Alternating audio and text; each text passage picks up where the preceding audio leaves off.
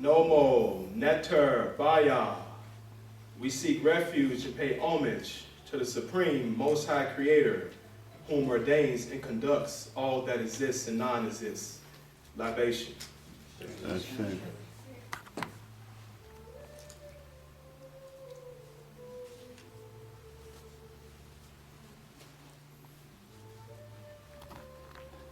Nomo, Per, Neteru, Baya.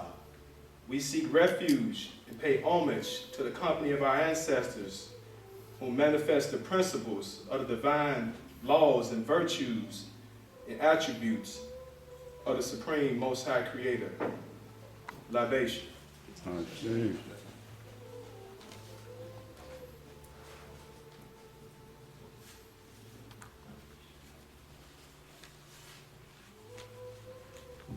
Nomo, Guru, Baya.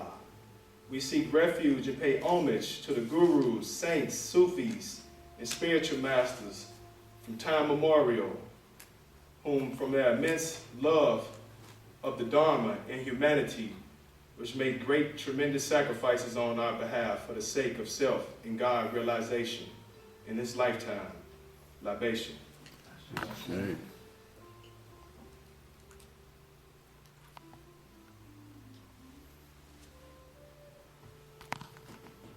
Nomo, Dharma, Baya.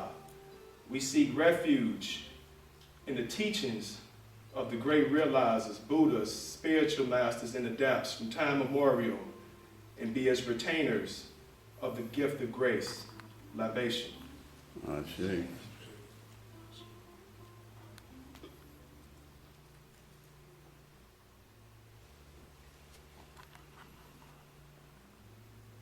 Nomo, Sangat, Baya.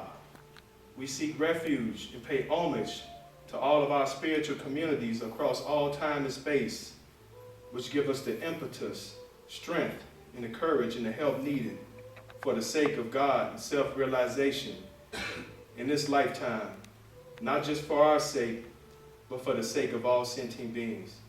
Libation. That's it.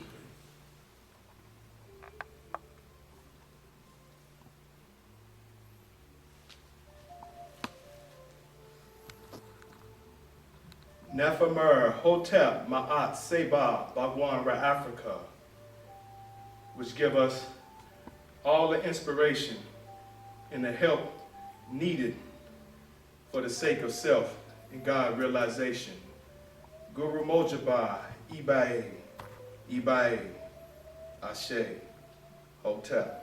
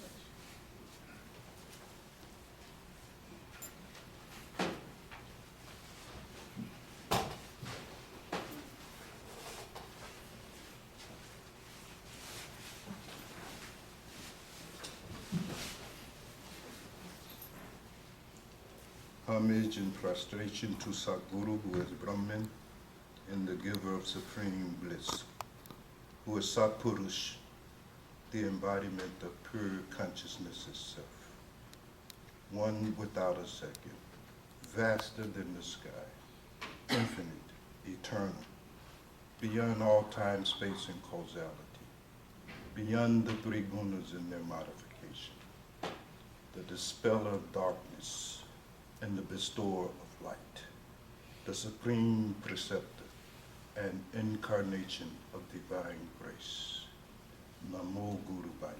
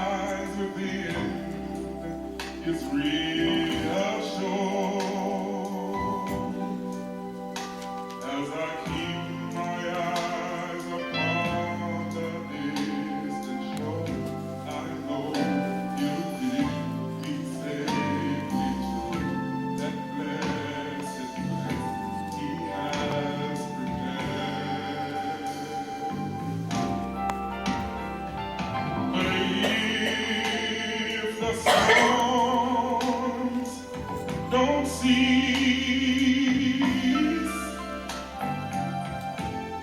and if the winds keep on blowing, my soul has been anchored in the Lord.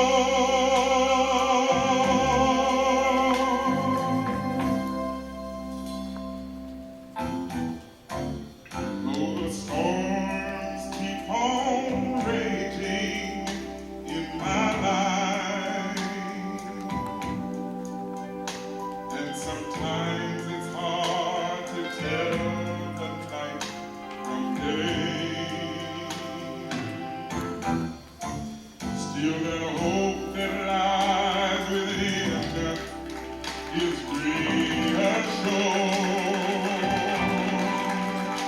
as I keep my eyes upon the distant shore.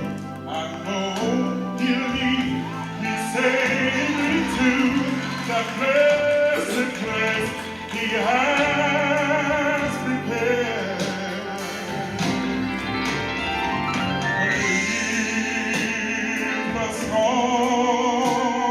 Don't cease, and if the winds keep on blowing in my life, my soul has been anchored in the Lord.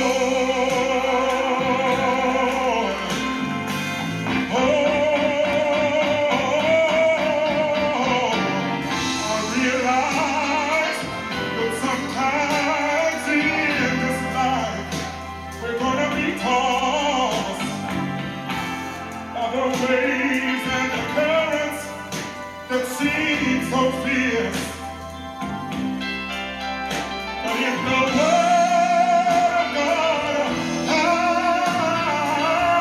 can anchor, and it keeps me steadfast and unmovable despite the tide. But if the storm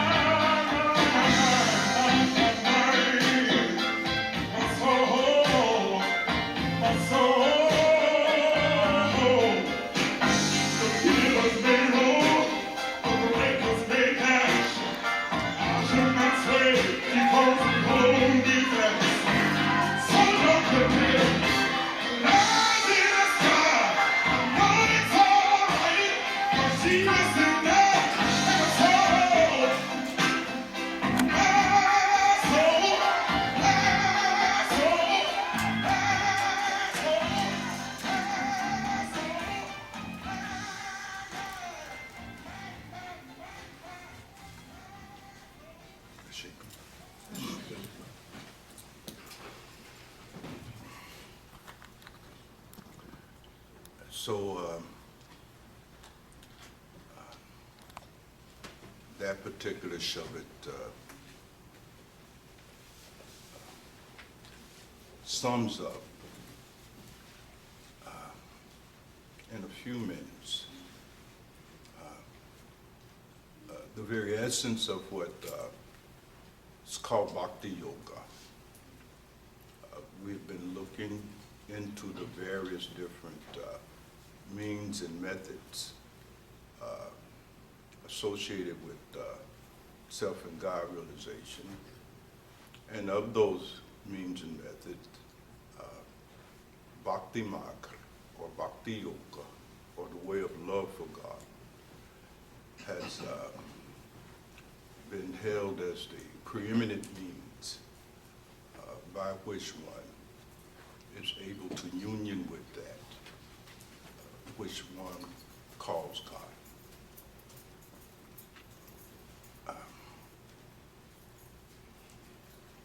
It's essentially the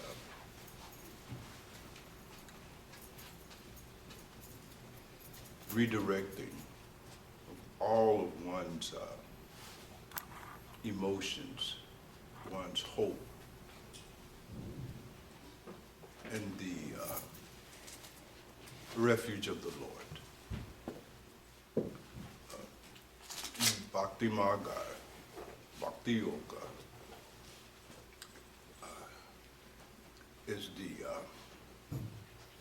path of renunciation of one's own strategies by which one is attempting to be made happy. It is the abandonment of all of our very many strategies and schemes we are absorbed in day and night in the effort to bring our suffering to an end. In the parlance of the Gospels, it's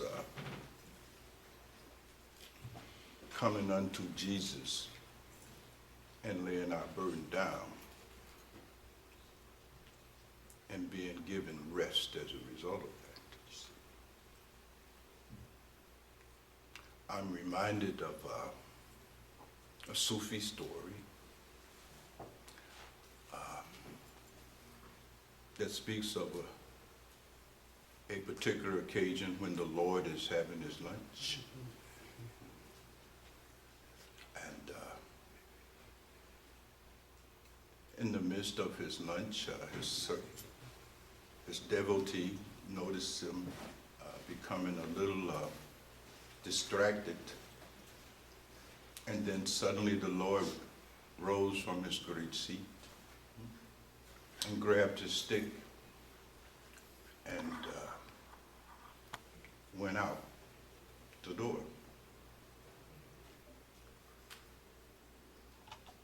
The servant, the devotee, was startled. What's happening? That is so urgent that the Lord forgoes his meal. But in the twinkling of an eye, he returned back and sat down and rested his staff and began to enjoy his meal again. The devotee, burning with curiosity, inquired of the beloved as to what had interrupted his meal in the first place. And the Lord said that he noticed there was a pilgrim making a pilgrimage. And on his way, there was they caught some thieves, some robbers, who pounced upon him. And this pilgrim found him a stick and engaged in the defense of himself.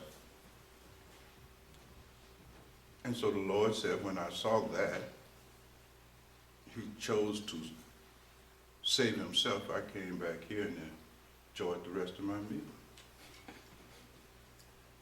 The moral of the story is that if you're going to do it, then why should the Lord do anything?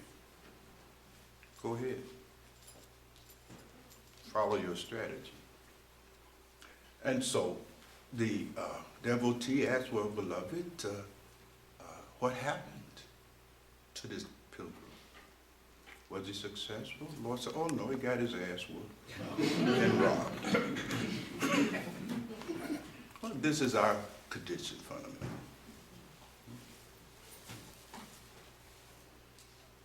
We have all kinds of schemes and strategies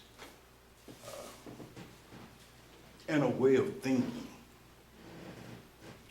that governs our own journey in search for happiness, freedom, and the ending of suffering. A kind of material / psychological way of thinking, and the strategies that this type of thinking spuns constitutes our own ego activity.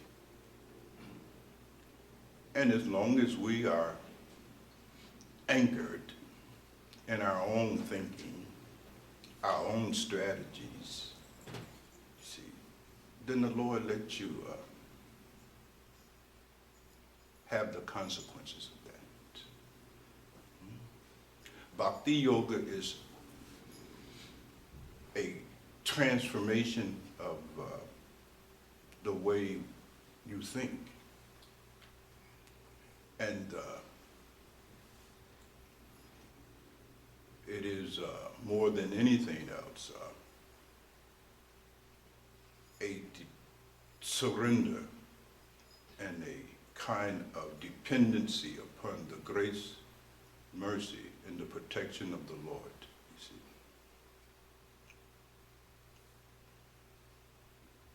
Rather than a dependence and a hope in your own egoic strategies.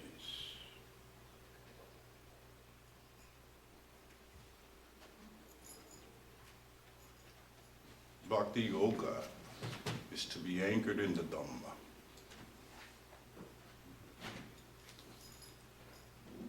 The teachings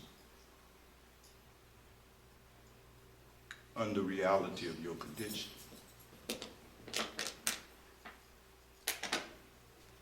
And when there is such an anchoring in one's life, then one is able to maintain his and her tranquility in the midst of the vicissitudes of life, the ups and downs of life, the constant flux of things, the endless changes that we all are subjected to by virtue of being in this realm of conditional reality, you see. Constantly having to adapt and respond to our environment, both of nature and society, you see. It's constantly impacting you, constantly requiring you to adapt, you see, to whatever is going on in these two realms, you see, thus robbing you of any freedom, reducing you simply to a process of reactivity, you see, struggling. And you're trying to protect yourself from these forces that is far beyond your ability to do so. How will you protect yourself from nature? You are in nature. You're trying to protect yourself from sickness, old age, death. There's no protection from that. So I thought I would just remind you that the process of spiritual transformation is never merely a matter of intellect and asking questions and seeking answers to those questions. That it is most fundamentally a movement of the heart. And without that bhakti, that energy, your sadhana cannot, in any case,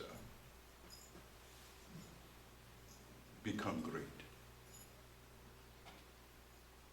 Bhakti is what makes sadhana, meditation, yoga possible, even reasonable in the first place. So I thought I would just remind you rascals of that today.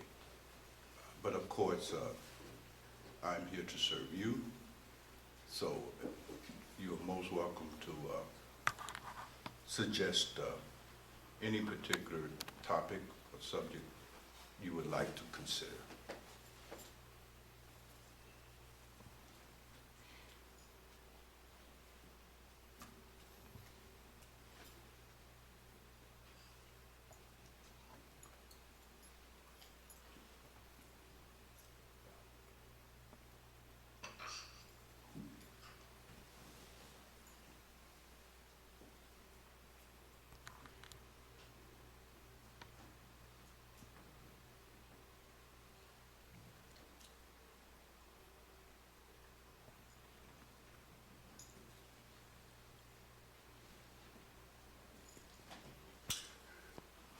Yes, beloved.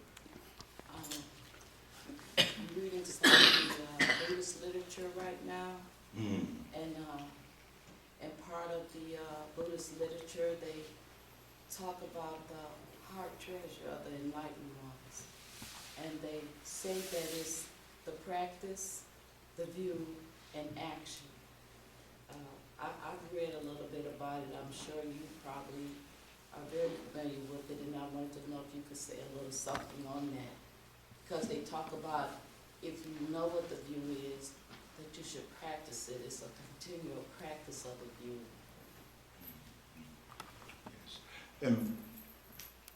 And all of the various means and methods that have been advocated and suggested by these adepts and sages, whether it's in Buddhism or Judaism or Jainism or Christianity or Islam or any of the many paths, have always emphasized that yoga, meditation is a doing, it's something you do. It's not a theoretical process.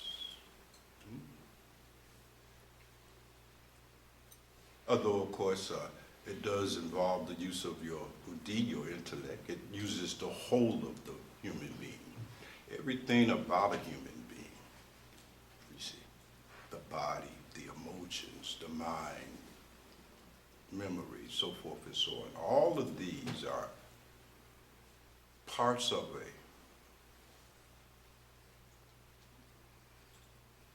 gift given to us by which the spiritual process can be engaged. So all of the whole body has to be used. The whole body mind must be used for that purpose. The right view, of course, that the Buddha and all these mystics talk about is a kind of a profound understanding of the nature of things, how things really are, so forth and so on. And we can say a little bit more about that since we've said a lot about it already. I will move directly to the second part, action. So what is it that stops us, even after having grasped, at least intellectually, the teachings, the Dharma? Because the Dharma is really, in some sense, very simple. And most of you have understood a sufficient amount of the Dharma. But even what you have understood is usually not applied. It does not become transformed into an action. And there's a reason for that, you see.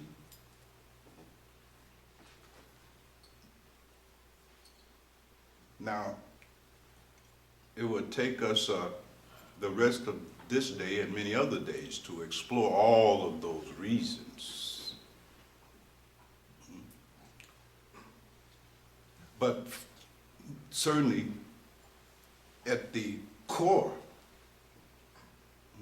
of all of those reasons, the source of all of those reasons why we do not put into action the Dharma, the teachings that we have understood, is our non-acceptance of the presence of God in our life. We will not let God into our lives. Fundamentally. And there's a reason for this resistance and this reluctance to accept God into our life. Because to accept God into our life will annihilate our egos. You see? And so we resist, we're reluctant. We'll let a little bit of God in, but not too much. Not too much. Because if we fully accept the reality of God, and fully accept the reality of God's presence right now in the creation, in our life, you see, then that would be too much God for us. What one Radasi called too much Rashi. It's too much. You see? Too much.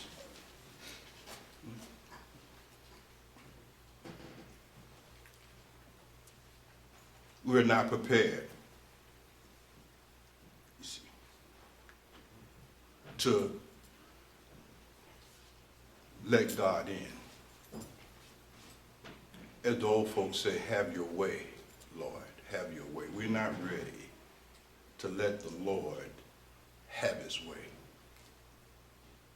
You see, there's a great fear in us because of ego to submit, surrender, accept God, and let God have his way. Let the Lord will be done. You see?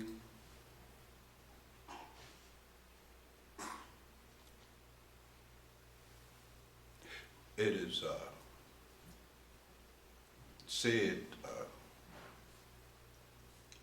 that the presence of the Lord is likened to a great elephant, you see. In Buddhism, in fact, one of the epithets that the Buddha is referred to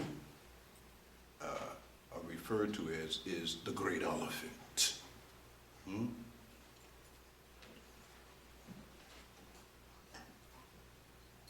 So you can imagine if a great elephant enters a tiny little thatched hut, which is all your ego is. It's a shabby little thing. You follow me? Fragile, not stable. You can imagine if an elephant enters into your little thatched ego, it'll tear it apart. You see? And that's what we fear. That if we let this elephant that is God, truth, wisdom, all of that, if we let that in, take that into our life and really be governed by it, it will tear us to pieces. And that's your fear, fundamentally. Are you following my argument? So you keep the teachings and the practice of those teachings at arm's length. You see? You're doing something like what a mother does. You mothers, you understand when the babies are small, you see, you'll let them crawl, you see, go so far, but not too far. If you go too far, you go get them and you bring them back, right? You restrict their movement. Well, your ego is something like that, you see. It'll let you think a little bit about God, but not too much. If you get to trying to focus all your mind, soul, and strength on God, that ego, like any mother, goes and pull your thought and thinking off God and get back to what's going to be on CSI tonight, you see, and what you're going to cook, you see, and so forth and so on. There's a whole psychology, you see, and unless there is a psychological transformation simultaneously occurring with the intellectual grasp of the Dharma, nothing happens. There's a real psychoanalytic process that must accompany the intellectual understanding for it to be translated into an action. Are you following my argument? So psychologically, you are non-acceptance of God. Intellectually, you can accept them, but not psychologically, not emotionally. Can't let God come in and have his way. You follow me? The ancient African mystics in that depth, of course, talk about Dhamma and all of these things under the rubric of Ma'at. And they have said very clearly that if you accept Ma'at, you see, then you are taken care of. You see my point? Every crisis, every vicissitude, all of the ups and downs of life are handled for you.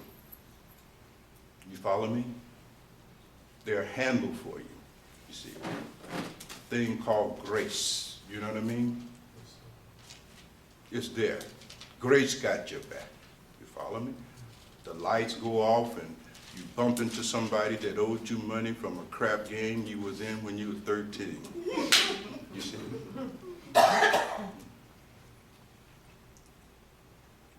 The point is that a higher force, see, there's a force that is breathing you, digesting your food, circulating your blood, that has created this body, that has created the whole world in which this body is inherent, that has created nature, stars, planet, galaxy, the forces of physics.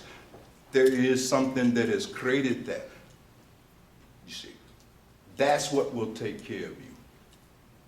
You follow me? In any case, it's doing it anyway, you see.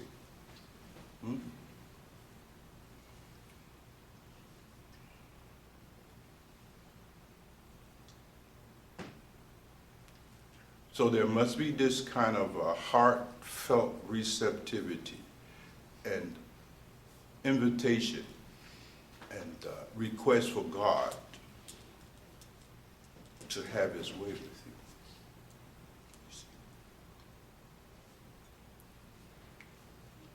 So this requires a kind of renunciation, if we will go a little bit deeper.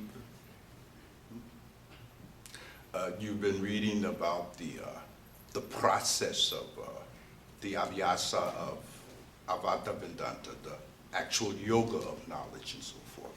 And I have outlined for you a process, Viveka, Viraja, and so forth and so on. And part of that process involved the cultivation of the 6 qualities, the Katsampati, right? Sama, Dhamma, Taticca, so forth and so on. And one of those qualities, of course, is uparti, renunciation. But not renunciation in the conventional sense of the word. You see.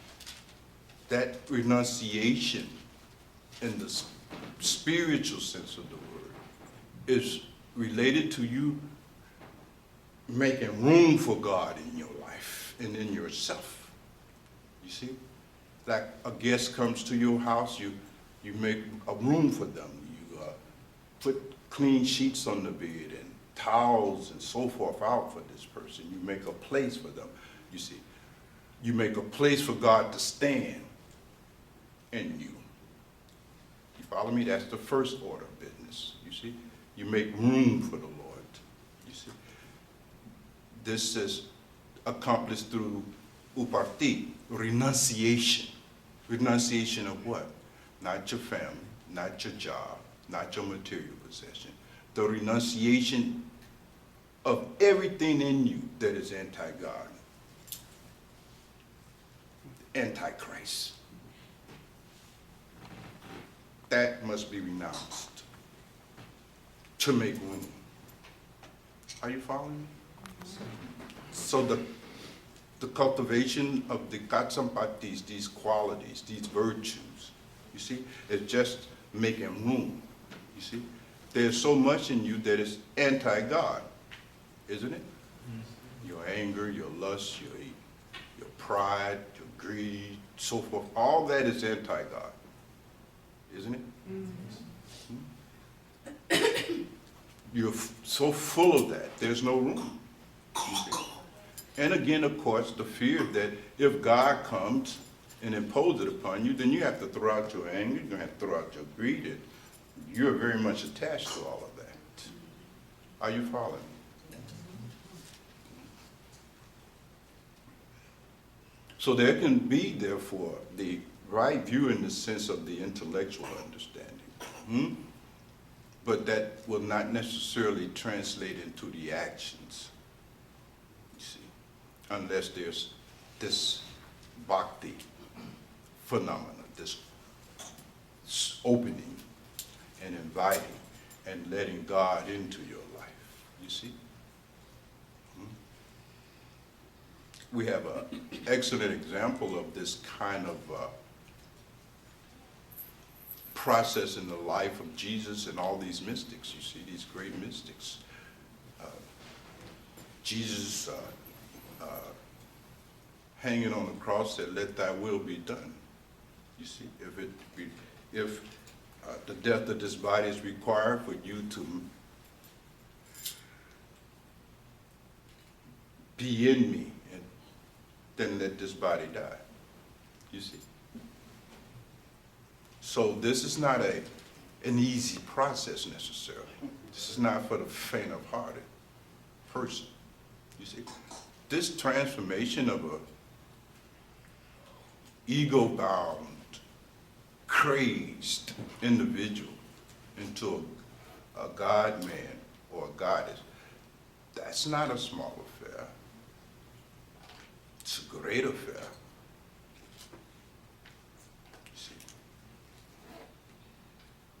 And it's not a party. You see. It is to die to the self. You see. Jesus somewhere said, "Empty yourself and I will fill you. But you must empty yourself and I will fill you." You see?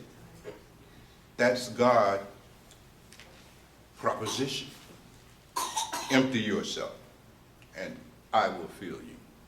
But you don't want to empty yourself. Fundamentally. You see?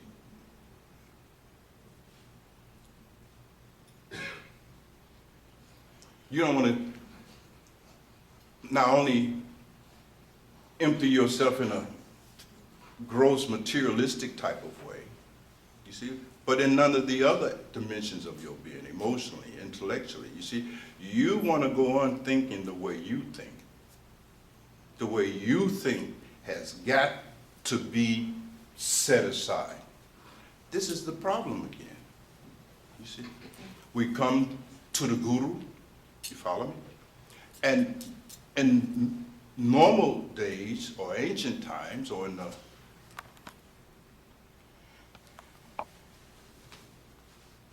right relationship with the guru, we adapt our thinking to the thinking of the guru. Well, that is not happening no more. You want the guru to think like you.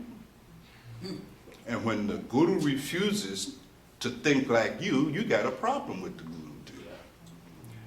You see, and if the guru persists in his refusal to think like you, then you done with that guru. You follow what I'm saying? Hundreds of people come to gurus. Many people even come to out of the Sangha.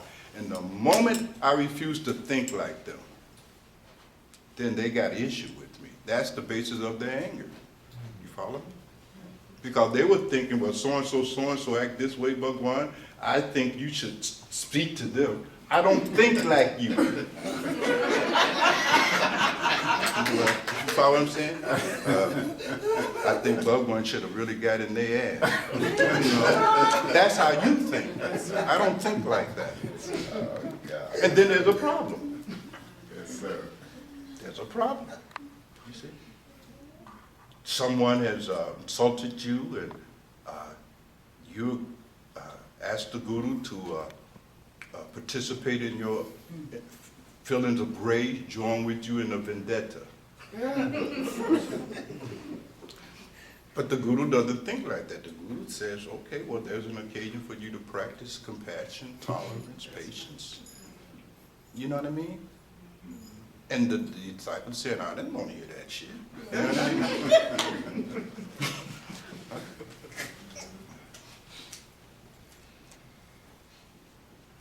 This is how you've been thinking.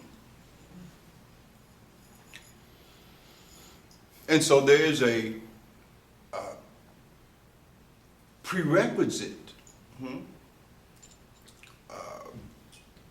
that all of us must fulfill if we are to truly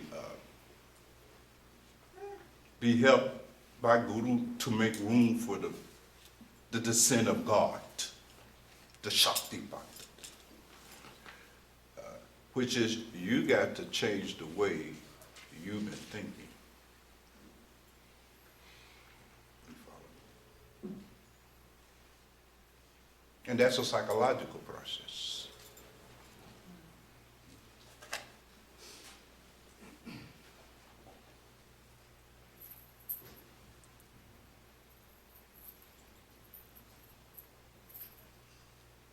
The way you have been thinking is that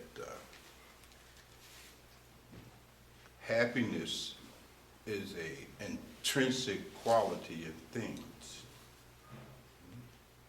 That this thing, besides possessing mass, weight, and so forth, has something also inherent in its nature called happiness. And by getting it, I get happiness. That's how you think. There is no intrinsic quality in this thing called happiness.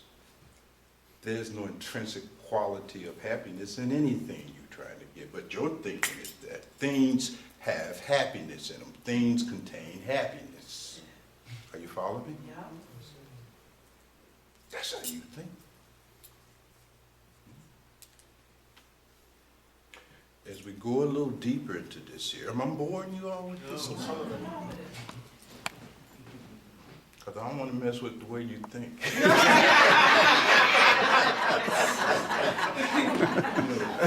Too many mystics have paid the ultimate price for messing with how you think. Mansoor was beheaded, Jesus was crucified, the Prophet Muhammad was chased out of Mecca. I mean, you know, you all don't tend to take people disagreeing with you very well. I want to get home tonight.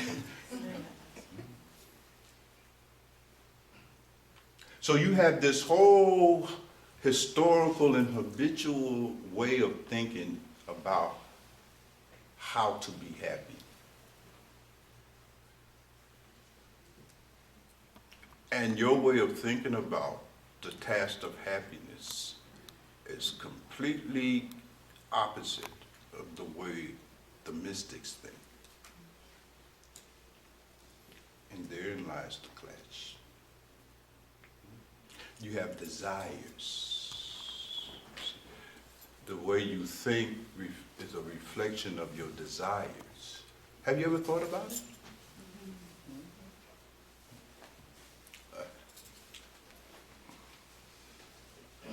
So there is these vasana, these desires that exist at a subconscious level. That is the force behind the way you think.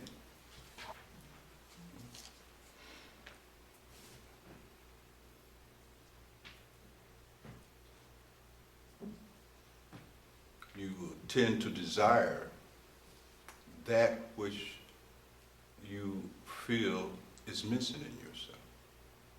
Cycle. You're always desiring and thinking about how to get something that is usually a reflection of something missing in yourself, a deficit. Are you with me?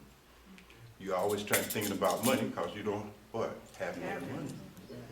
And even if you have money, you're always thinking about how to keep money, you see.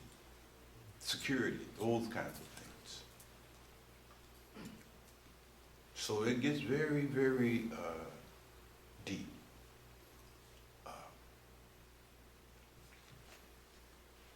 So Rani Kamari has left, so is it safe for me to start talking about this? I think Siddhanta and then Minsa's keeping track here.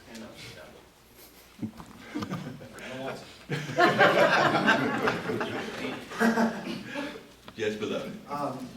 You know, you mentioned a few things. You mentioned compassion, you mentioned subconscious desires, and you mentioned crisis. And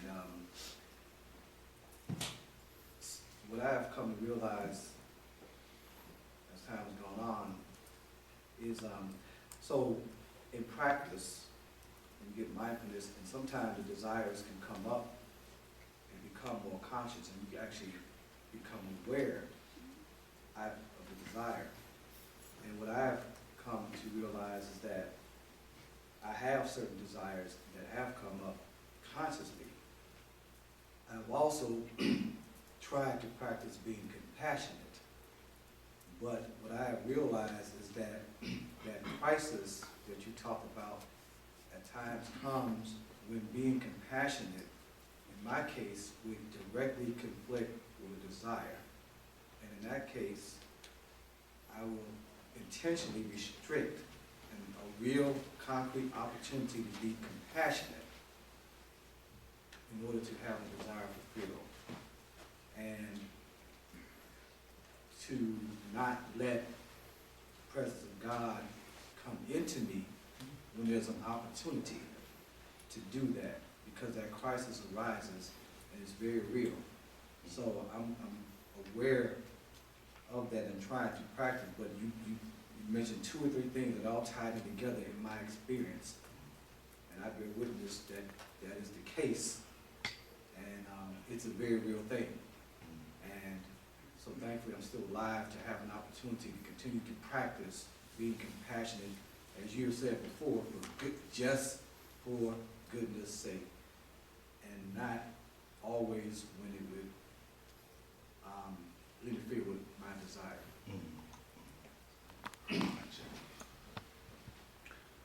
Well, I'm presuming that the instances that arises where you see the conflict are related to the kind of work you do with people. Interpersonal issues, because so much of between the work I do and then just living, interaction with people. So whether it's personal or professional. What you're learning is that you're fundamentally selfish. Fundamental. Right. Okay? And that we cover up that fundamental selfishness by all kinds of self-propaganda.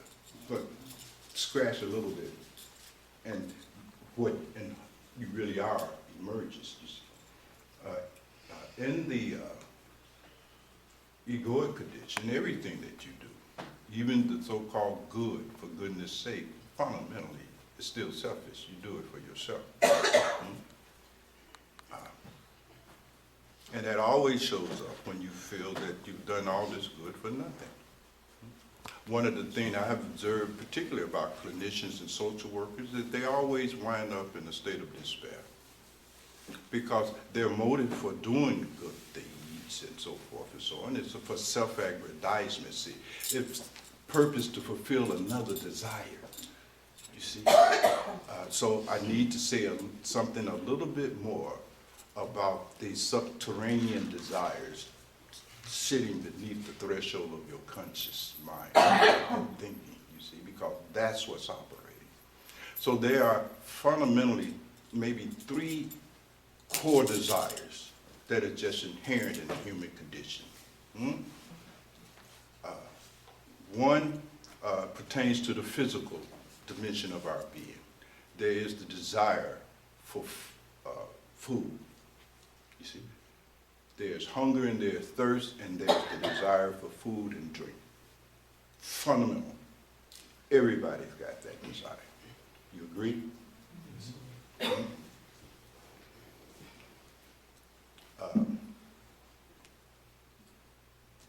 You can add sleep and rest and so forth and so on, but I'm just giving you real atomic and basic things here. You can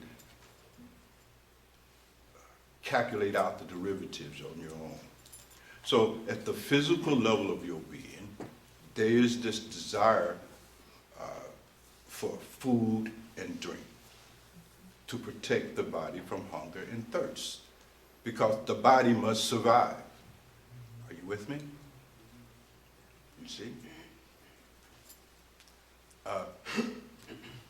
There is a kind of self-affirmation then that is required at the physical level, you see, to keep yourself existing.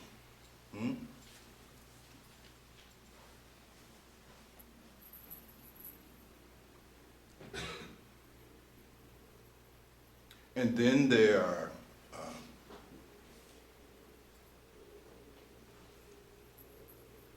other dimensions of your individuality and your personality that you also feel an impulse to maintain, a desire. Because you have a desire to exist in this body. That's why you eat and that's why you drink. Because you want this body to exist. And you want it to exist a long time. We'll get to that later. But there's something else about your personality, your human makeup, your human nature that you also seek to affirm and maintain and guarantee its existence. And that is the concept you have of yourself. You have, each one of you created a concept of yourself. You see? That psychological concept of yourself that you have created, you also want that thing to be maintained, to exist, to be affirmed. You want others to see you and react to you in accordance with the concept you have of yourself, right? And so you have a desire for that concept of self to persist. Just like you have a desire for this body to exist. You don't want nothing bad to happen to it. You don't want your health messed with. You know what I'm saying? You don't want to be hungry. You don't want to be thirsty. You don't want to be cold. You see, because heat and cold, which are conditions that if this body does not deal with, can threaten its very existence. So we got food and drink, protection against heat and cold. You understand what I'm saying here? In some sense, you see, there are threats to the maintenance of this psychological concept that you've created of yourself. And you, by virtue of your condition, are trying to do everything you can to make sure that that is not messed with, threatened, diminished. I call it ego diminishment, you see. So, for instance, beloved, if I say, well, Siddhanta, you're a straight up tree. Well, yeah, that won't even bother you because you know that's no threat to who you think you are. You know, and Bhagwan, you just saying some silly shit. You know, you're dismissed. It won't even affect you. You're a tree. Ooh, this guy's crazy. But if I say you're an asshole, that will mess with you. You follow what I'm saying? Because something inside of you said, ooh, you know, maybe there might be some truth in that. I mean, and you got to defend against that. You follow me? So there is this psychological self that you desire to exist with no threat to its non-existence, in the same way that there is this physical sense of self that you desire to exist with no threat whatsoever. Are you all following me? Yes, sir. Hmm?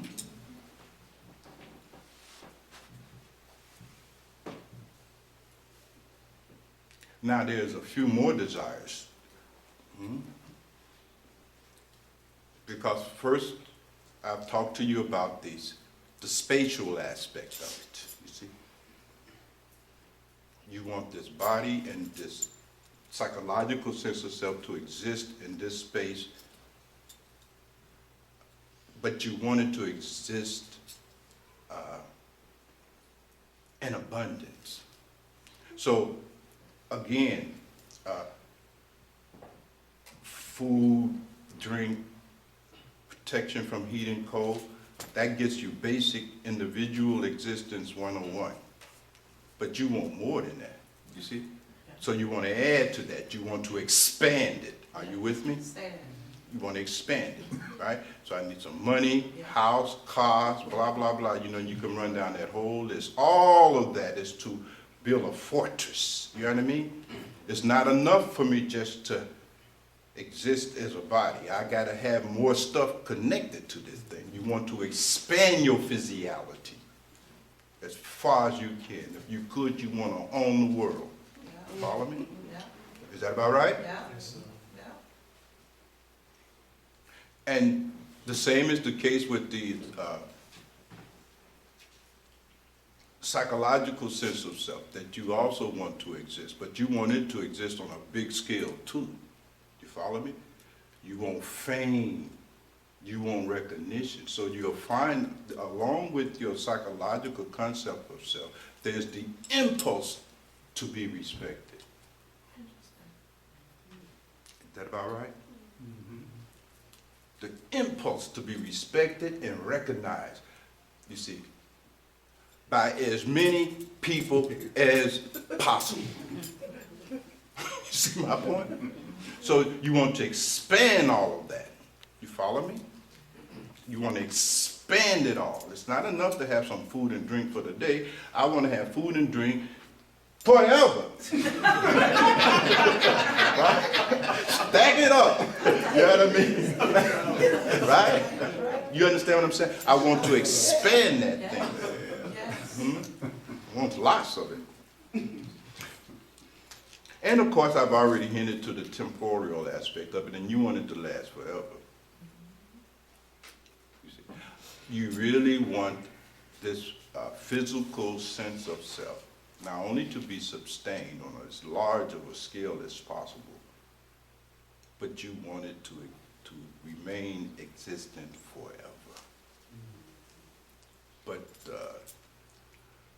something deep down inside, you know, that ain't gonna happen.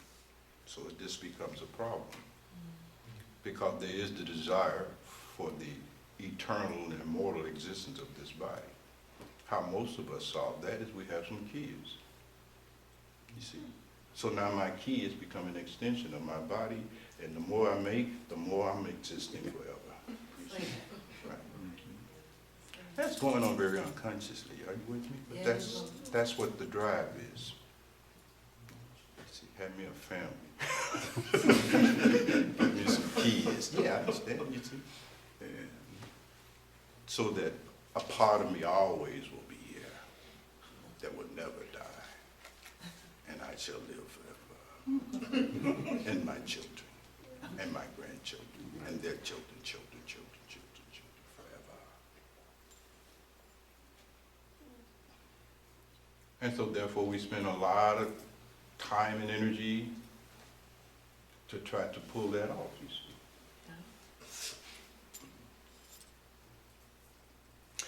And the same little voice that tells us that, well, you know, this body, mind that you got is on a timetable and it's going to end, right?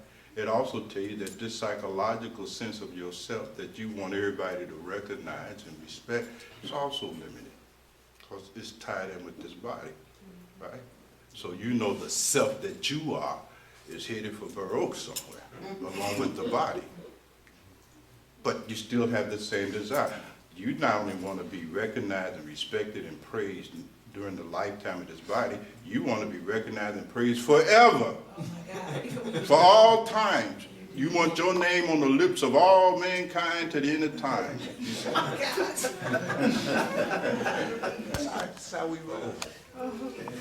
So you do something to try to achieve that.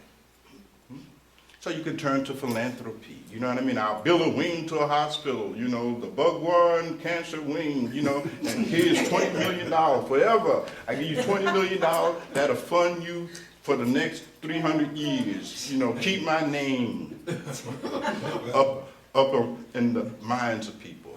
I'll write a book, books writing, that's another thing. I wrote a book and the book will be carrying who I am forever.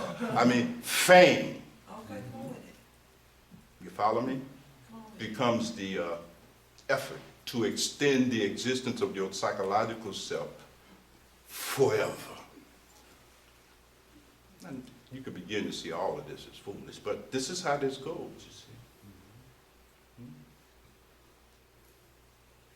So these are the kind of basic desires existing in you at the subterranean parts of your being that you're not even aware of. And if you look at what you're doing, it's all about that. Fundamentally, isn't it? That's a whole summary of all your activities. Fundamentally. Now if we had time, we could really pinpoint it, break it down. But you got the general ideal and the template here that we're talking about.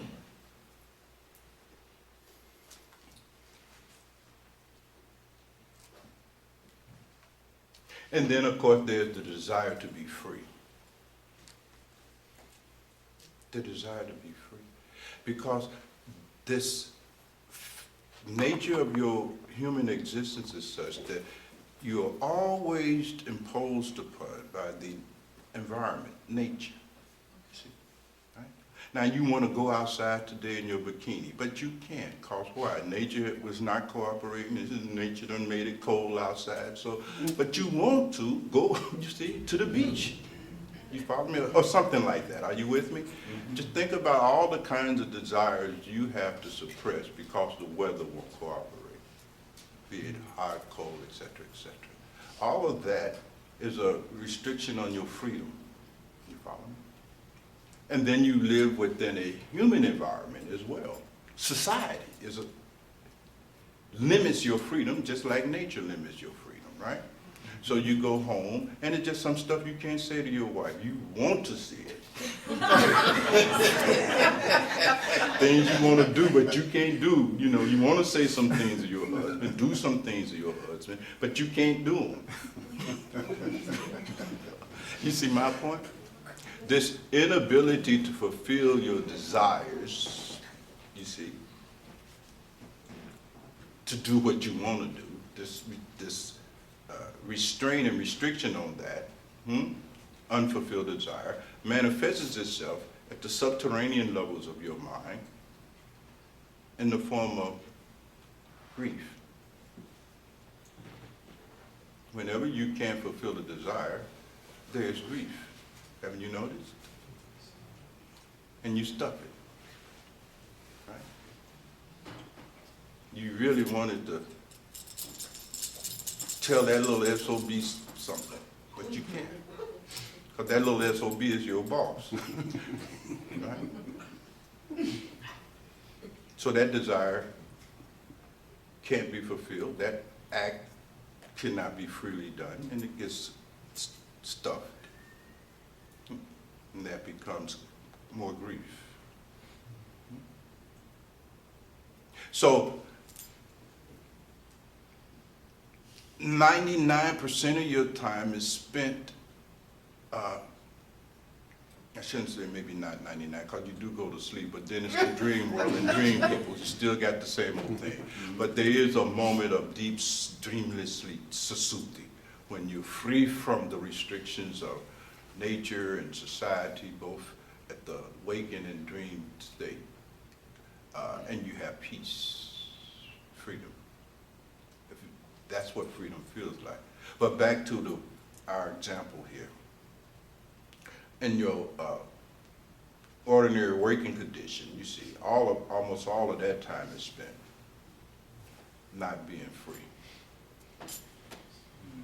There's almost not a single moment in your waking state and in your relationship to the nature, to the environment of the nature and the environment of people around you when you have freedom. See? The only time you have a little freedom is when you are alone. But I want to qualify that, because for most people, even when they're alone, they can't handle it, you see.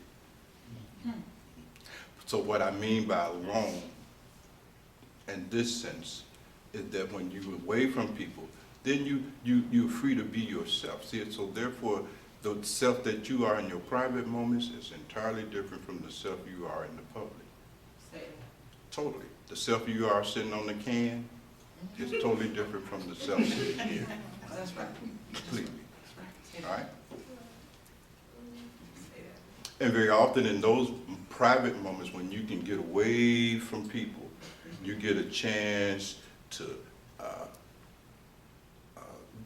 have all of those qualities of yourself you've been hiding from others, have expression. You see?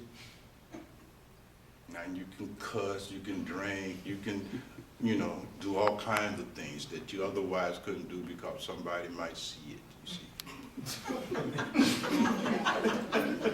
Your shadow material, as you would call it. The other you. That is more real, more authentic than the public one. It emerges. There are certain situations and circumstances sometimes that arise where you can get some of that up out of you. You follow me? So forth and so on. What I'm simply suggesting to you that there is a dimension of your psychological sense of self that does not manifest itself until you're able to create a situation where there's no threats. You follow me? And then you cut loose. You see? Now that's the typical kind of situation. But there's another kind of aloneness that, for lack of a better word, we would call divine aloneness. Divine aloneness is different from this psychological aloneness. Psychological aloneness, you just have that opportunity for all that shadow stuff to rise and play itself out. You know what I mean? So there's a kind of freedom there, psychological, but it's superficial. Then there's divine aloneness. That's a very different kind of aloneness. That is the result of profound understanding that nothing here belongs to you, nor do you belong to anything either. Born alone, you leave this place alone, and in the middle you understand I am still alone. You follow me? You see? You begin to understand that that what you've been calling friends are not friends. Say What you've been calling enemies are not enemies either. Both are illusions. You have no friends. Therefore, you have no enemies. See, people say that all the time. Well, you see, I ain't got no friends, but I got plenty of enemies. This is a fool's people. You follow me? Who has not understood. You neither have friends nor enemies at all. You have nothing. You are alone. You see.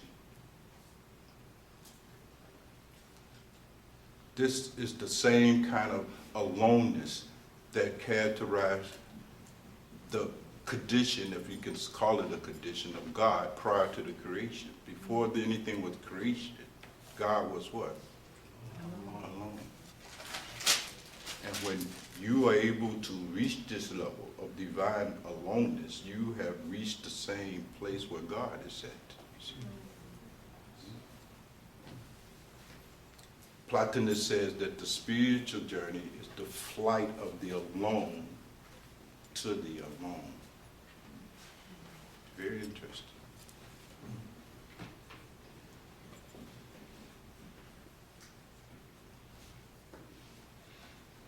Divine aloneness is the recognition that nobody belongs to you. And you don't belong to anybody. Divine aloneness is that state of consciousness and understanding whereby you realize nothing is mine. Nothing. Not even this body is mine.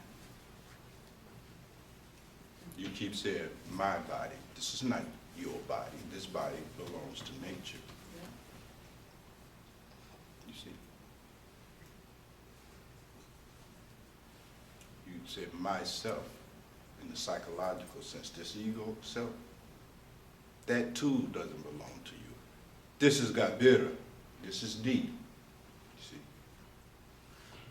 This body and the personality attached with it, neither body or the personality attached to it is yours.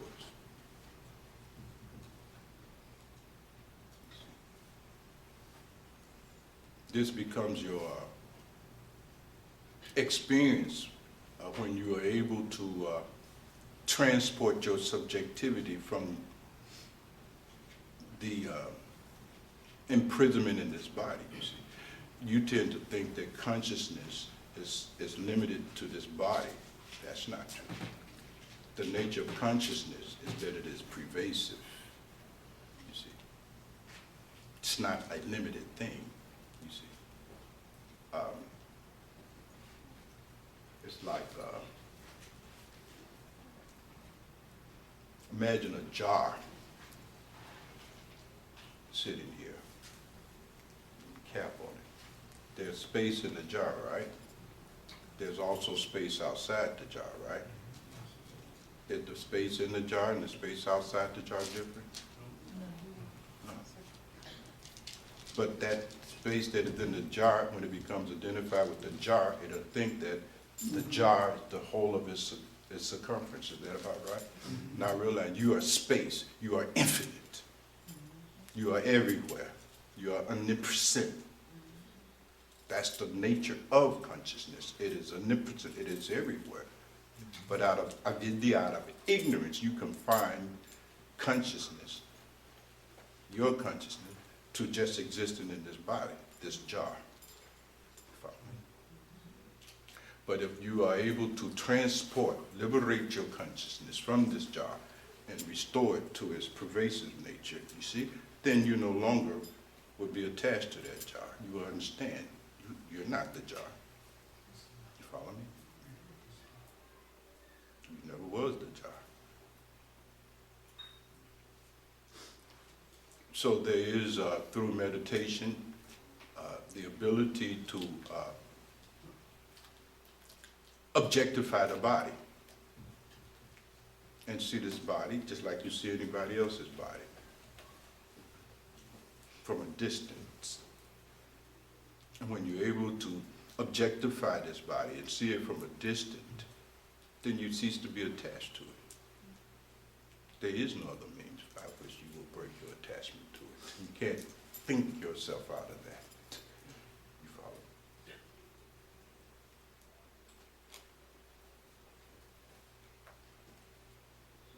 So there's a lot more that can be said along all these lines that gives you some larger perspective about your possibilities and the limitations we have imposed upon those possibilities.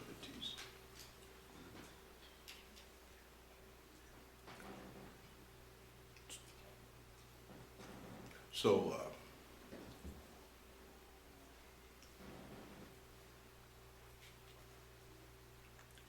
much more can be said about the desires. We have not even scratched the surface. But I wanted you to get a fundamental sense of what you're up to. And that's all you're up to. Those kind of 3 or 4 basic desires is what is operating your whole life. You see, pretty much.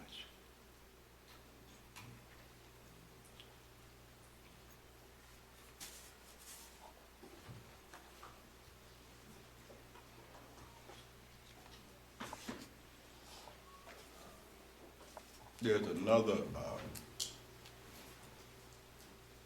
analogy about the fundamental kinds of desires that are the source of all of our actions, that is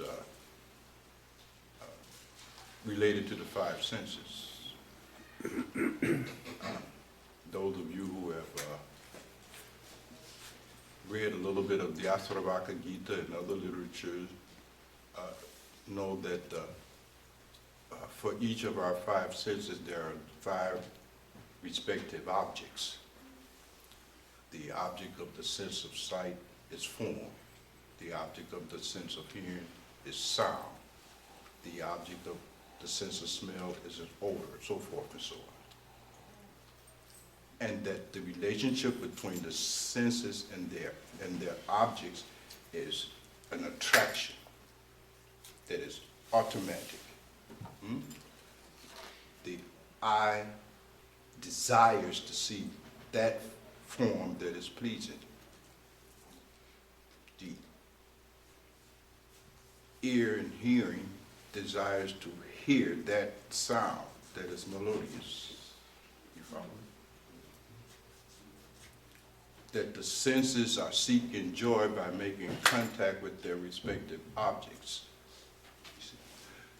So what you begin to see then is that you're seeking joy through your 5 senses and making contact with their respective object. That's all you're up to. You're trying to hear something you like, see something that is, looks good to you, and so forth and so on. And that's all you're doing.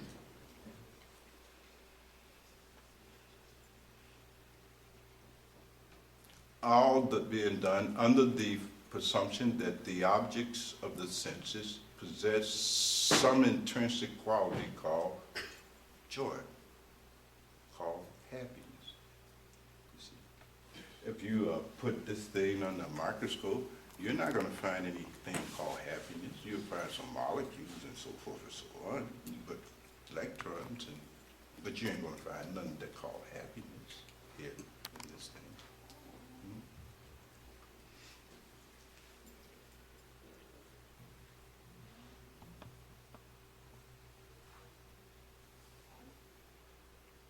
The genius of the Bhakti Yogi is that Bhakti Yogi has realized the source of joy is that which you call God.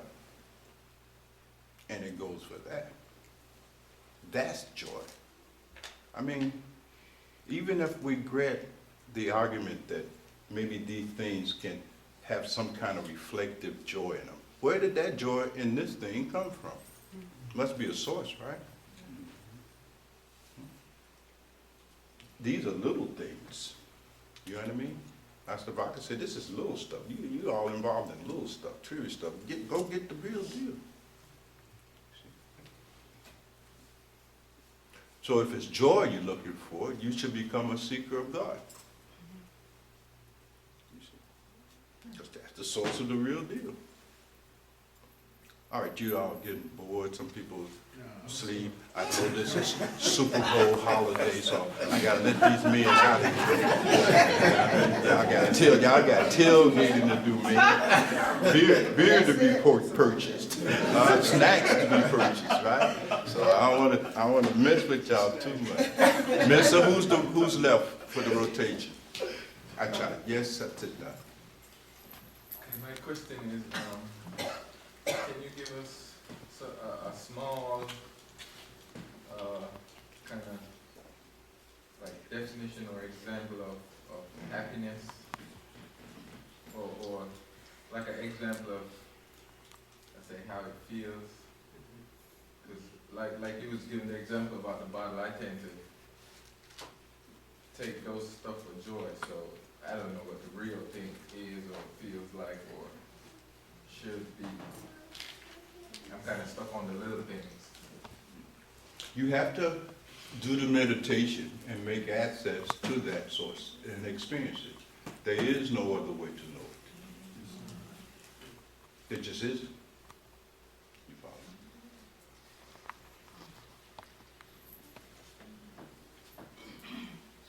It's inscrutable.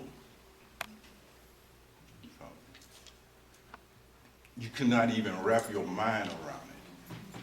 You see, very often you see we ask for explanation of these big things. You see, we're talking about big stuff here. I'm not talking about some petty little psychological, psychoanalytical stuff, although I might use a few terms in comparison there, but this is way past all of that. I'm talking about stuff that's that is larger than the universe itself. We talk about God, we talking about something beyond even this universe.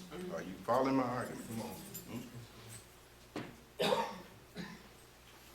I mean, it's really some things, you see, what has happened to so many of us is that even the reports coming back from our physicists and our scientists, which are so profound, but our mind has become like so dull that it just rolls off of us. It doesn't impact us, you see. But when our physicists and astronomers talk to us about the enormity of things that exist in this universe, what to say of this universe just on this planet, you follow what I'm saying? And they give us those numbers. You know, those numbers almost mean nothing. I mean, somebody said a trillion. I mean, you know, you cannot even wrap your mind around that. You follow me?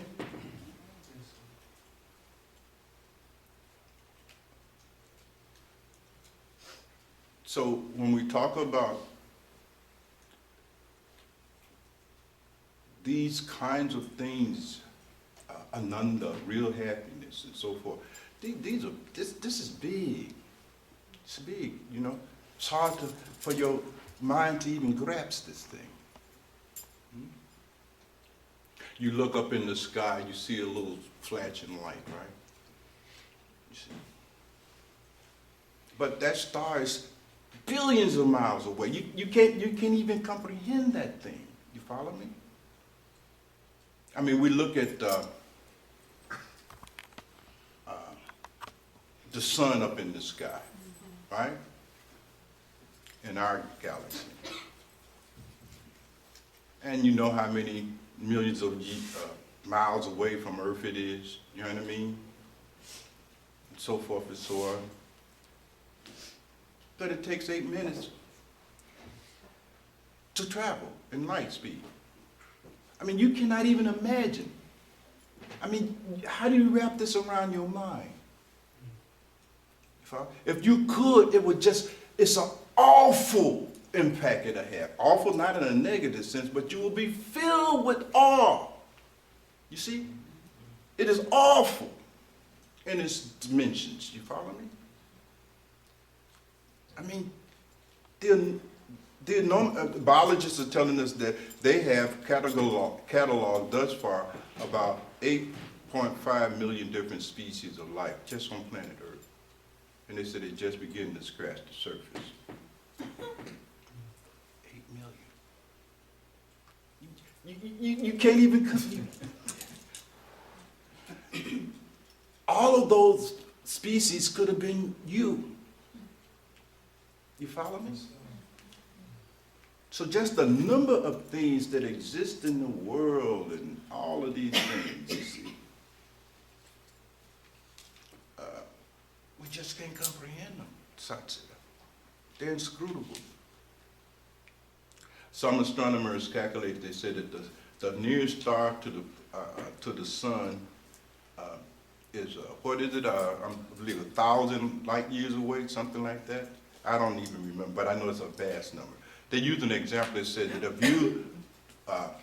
if you shrink, if you look at it, the sun like it's a pea, a little pea, the next one closest to it would be 100 miles from you. But even that, you see. So how can you comprehend when the mystics say there is a state of consciousness in which there is no time, no space? Because if you are in a state of consciousness that is still characterized by time and space, you cannot experience that happiness that is associated with God realization. You follow me? Because God and God realization is an experience that it does not exist in time and space. You follow me? Doesn't exist there, right? So the question, how does it look, they won't even try to answer it. Buddha didn't even answer these kind of questions because they can't be answered. Are you with me? They can't be answered. You see. You have to go through and achieve that in which not only is the question remains unanswered, it dissolves. It disappears. It's not even a question anymore. It's almost like of a person, you dream somewhere, and in your dream you feel lost. And so in your dream you meet another person, and you ask that person, how do I get to such and such a place? You follow me? And then you wake up. Are you still trying to get to such and such a place? The whole thing collapses. Are you with me? Okay. It's like that. You see.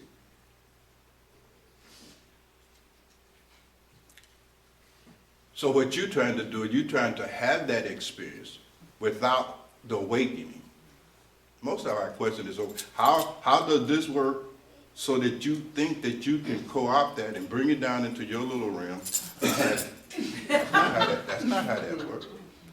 You follow me? Beloved, most of our questions are simply ways of avoiding doing the silent.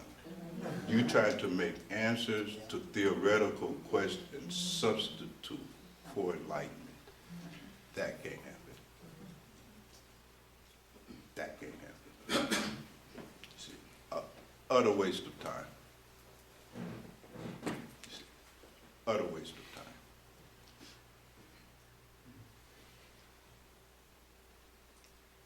And when you get there, you'll know.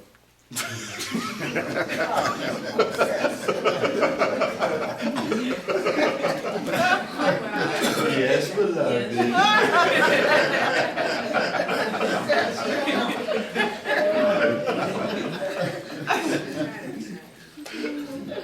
The country, see this hand? Yes, Dr. G. Yes, you, in what you just said, it shined light on a Tibetan term that I couldn't wrap my mind around at all, but you shed a little light on it. And if you could touch on the term they use, luminous emptiness. Luminous empty. Yes, and in my mind it was a contradiction, because how can something be luminous when it's empty? Right. But you touched on that, and at least it Right. shined. Your mind can't comprehend it. Right, You see, you right. can't comprehend luminous emptiness. Yes. Just like you can't comprehend the vastness of this universe. Right. You see, you see, here's the fundamental questions, beloved. William Saar and I were having a little conversation about it yesterday. I'm surprised he was able to walk today. That was not easy. It was not easy. Yeah. I needed hugs.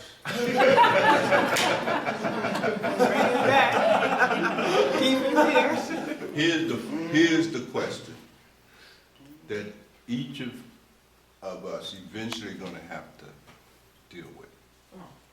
And that question is, why do you exist? Why does anything exist in the first place? You see? What's the aim of human existence? What is the point of all this? You have to start going into that. You see, the question, who am I, opens up into this larger inquiry.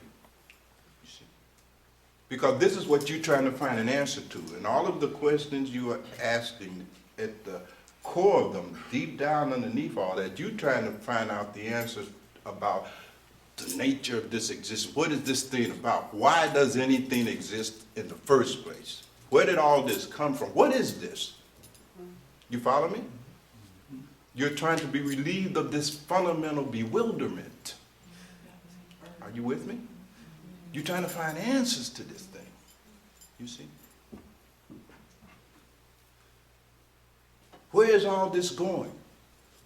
What's the aim of existence? What's the aim? I mean, what's going on here? Things are rising, durating, and ending. Things are moving, they're flowing. Flowing where?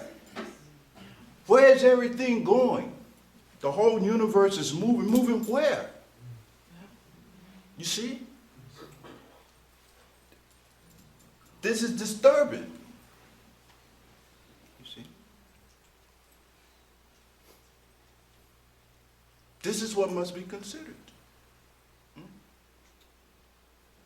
I mean, now, so I'm not going to do to you what happened to William Saar. He's just, what a poor condition.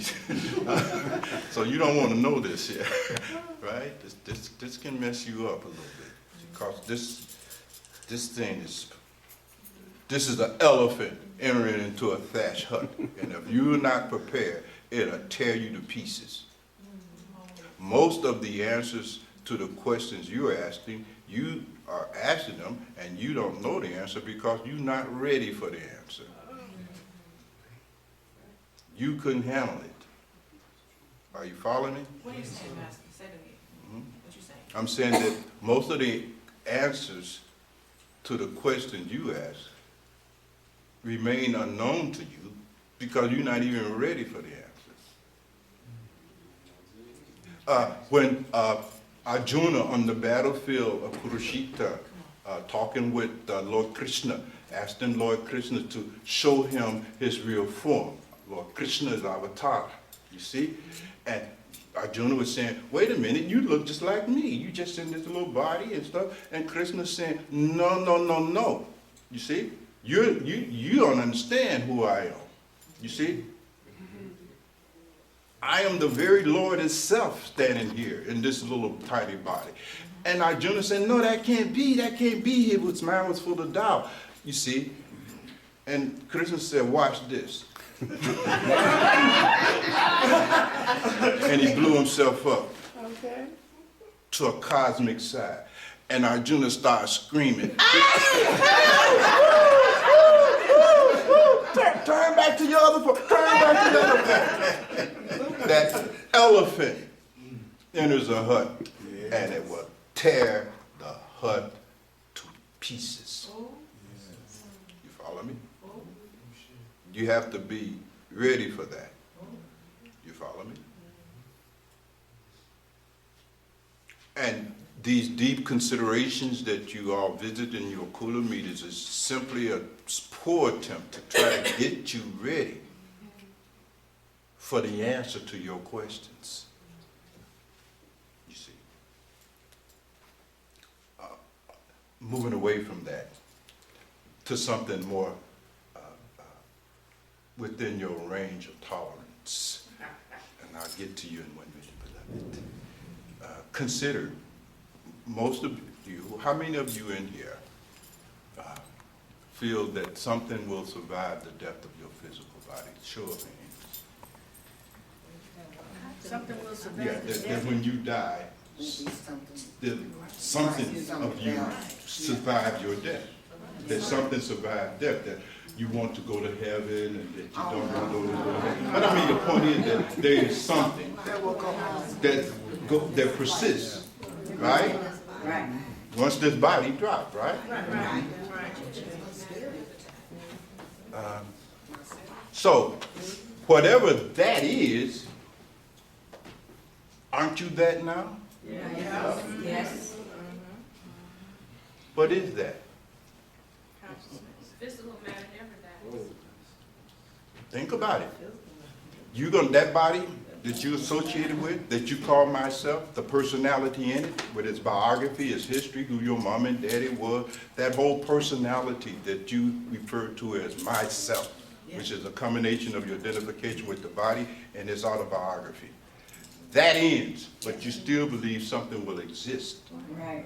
after the end of that, right? Right. In order for it to exist then, mustn't it exist now? Right. What is that? Tactomasi. Yes. Thou art that right now, aren't you? In order for that to exist after the death of the body, mustn't you by definition be that right now? Yes. What is that? You can't say it's the body. You can't say it's your personality. You can't say that it is what you call it me, because your me, that goes in a casket. What is that you are that is not the same as the me? Spirit. Like you died. That's what it being described. I mean, to even The try Tower to of get Babel. Yeah, you could say a spirit, that's a word. What is that? What is that? Have you experienced that? Are you experiencing that? You can say, call it A, B, C, D, those are just names. What is it? What is the nature? You could say that's just more words. What is that? What is that? We don't know. We don't know Can you what it is. experience that? You have We haven't realized that, so we don't know. Some type of life force. Yeah, put in the It's, work. Because whatever Just say we you say don't is still know. gonna be. Just word. Because that, whatever that is, must be like that which pre-existed the creation of the universe. And that is just made in the image of the other that was pre-existent to the Big Bang, which is inscrutable. Right. Leave it alone, Lakeisha. You ain't gonna sleep tonight. Come on, tell that in. You with Big Bang. Break it down. Yeah, you with Big Bang. Come on. If you cannot understand this world, you're not gonna understand the Big Bang. Try. You're not. Why do we need to know? Hmm? Do you need to know? Yeah. Do you That's up to each individual. Right. That's up to each individual. And you're right, Netanyahu, because sometimes even what we need to know is peculiar to each individual. Yes. You follow me? It's peculiar to each individual, you see. There are individuals who are not even interested in self and God realization and all this stuff. Big time. Don't even bother. You see my point? Yes. Been there, those. So, They're not even concerned with that. You see, it depends on your thinking. If your thinking is materialistic, all you're concerned with is something to eat, you know what I mean? Something to drink, how to keep this body warm, you see, and how to cool it off when it's too hot, how to get you some rest, some sex, some money, and that's it. That's your thinking. Your thinking confines you to that level. Wow. And these other things, I mean, are of no concern to you. You follow me? It's like that pig, his head is in a trough. He ain't looking at no moonrise. He ain't even interested in no moons. So it's just what's in my trough, and can I get more in it? You see, that kind of you see? That is a kind of dullness. Yes. Tayaji, we talk about quality. There are some fundamental qualities that everything reflects. One of those qualities, beloved, is what we call tamasik. Tamasik means dull, just a dull quality. You see? Then there's rajastic, and then there's sattva, and so forth and so on. These are different qualities of everything and every phenomena in the universe. So there is not only this kind of material level of thinking, but it can be also understood to be a tamasic way of thinking. Just, ignorant, and they don't even know they're ignorant. That's profound ignorance. Yes. You see.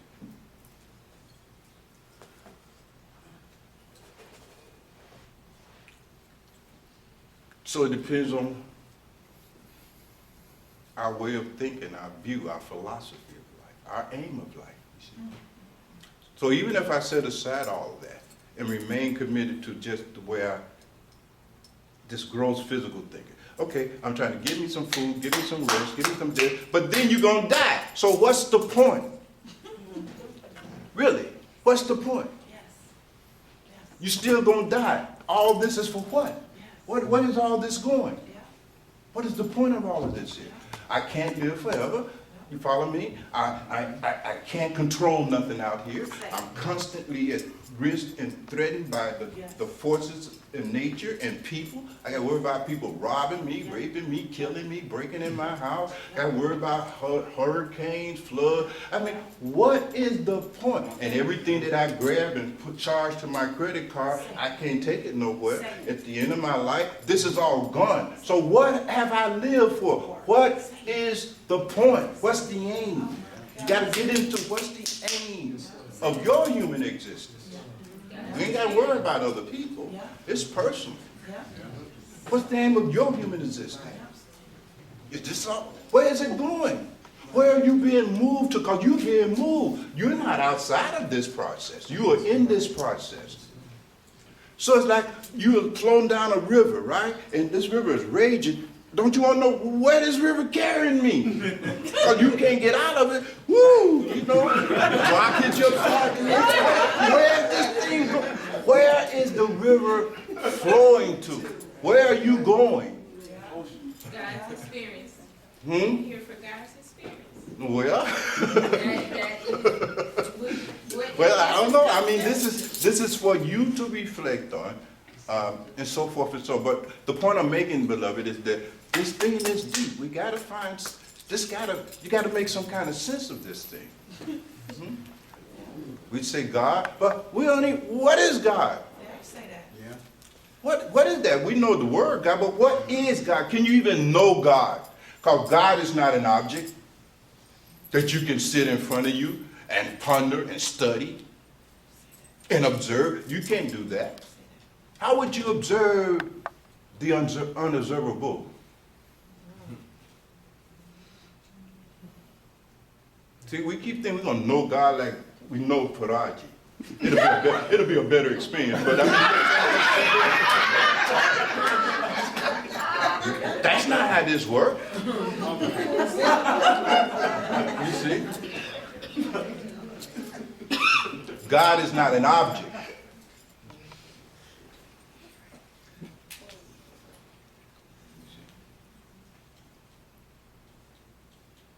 He's not a tatwa. He's not earth.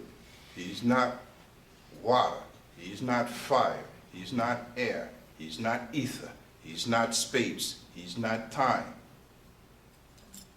None of that. Everything you know and can know with your mind must, by definition, be in time, be in space, and made of one of the 5 basic elements. God is none of that.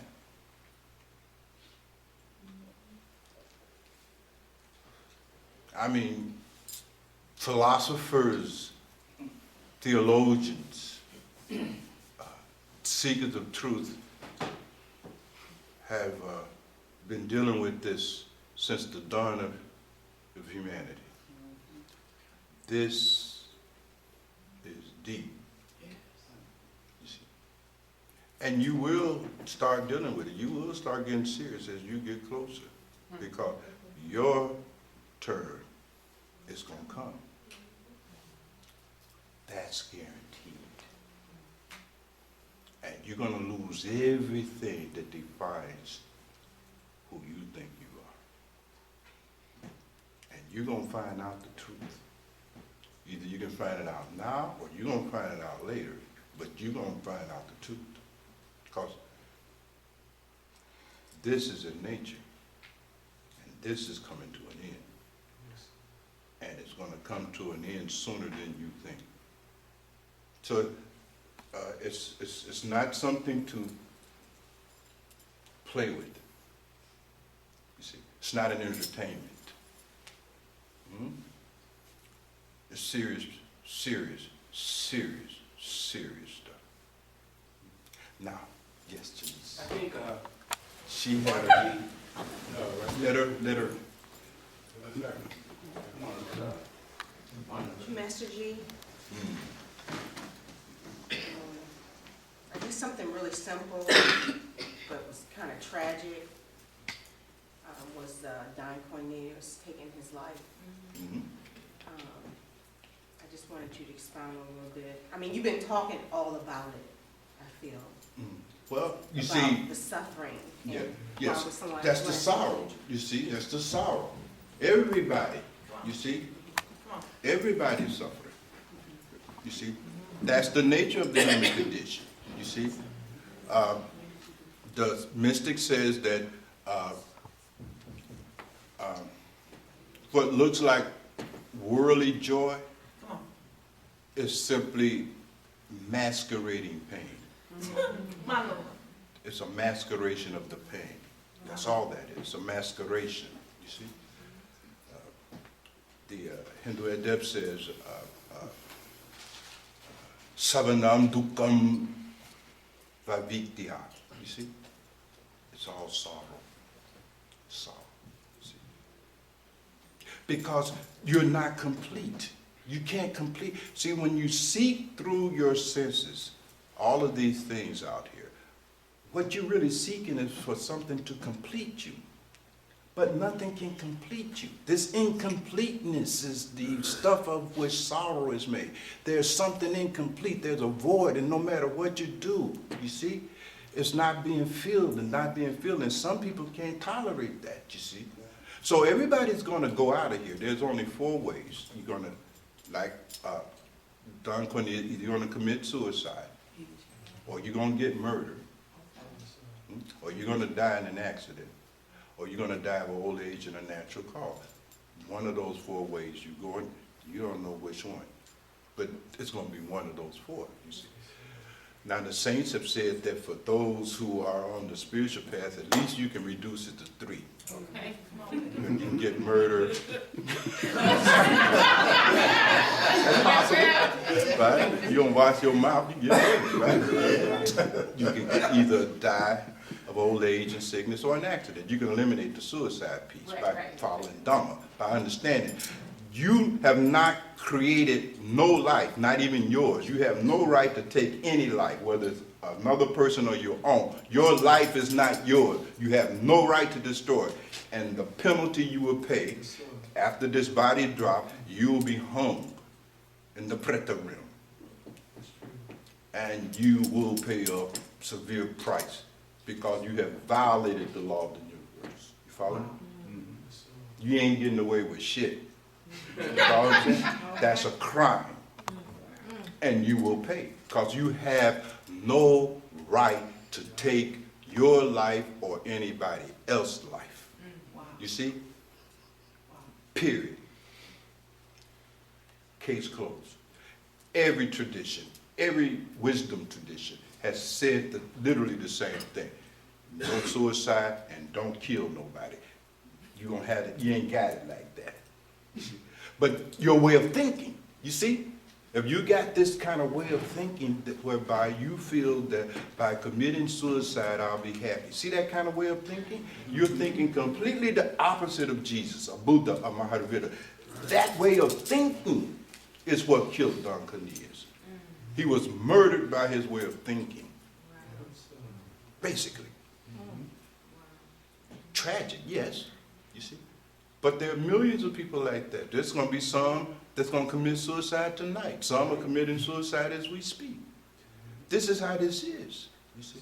So unless you are able to transform your psychological way of thinking from the materialistic and so forth and so on, even past the psychological way of thinking to the spiritual way of thinking, you see, you got to start thinking spiritually. You follow me? Thinking spiritually. And that's the whole purpose of studying the sutras, the shastras, coming to satsang, all of this, is to help you start cultivating a spiritual way of thinking, to become spiritually sensitive. You see? But as long as you're not capable of thinking spiritually, you would think psychologically or materialistically. And the result of either is more and more sorrow, more and more sorrow, more and more sorrow. One of the things that happens when you're able to think spiritually is to realize, okay, I'm in nature and I'm in the human society, but I'm not, that's not the whole world. You see, that's a circumscribed space, isn't it? There's a circumference to it, right? Right? There's things that's going on over here, over there, that is not immediately challenging me, right? So you begin to circumscribe your life, and you look into your life, and you see, okay, what are the things in my life that is absolutely unavoidable, and what can be avoided? You follow me? Say that. You start getting to work here. You follow me? There are certain desires and needs that are unavoidable. Okay, I need some food, I need some shelter, blah, blah, blah, blah, right? But there's a lot of stuff you're up to that is perfectly avoidable. That ain't even none of your business. What's your business? You follow what I'm saying? What's your business? And begin to look into that. And you begin to find that out. You see, you start getting into this kind of a thing. You start subtracting. You see. A lot of times, you see, we can't even find time for practice because we all over the place. You worried about stuff that don't even pertain to you. What stuff do you really need to be worried about? Do you need to be worried about what so-and-so is saying? Is that really something you need to be worried about?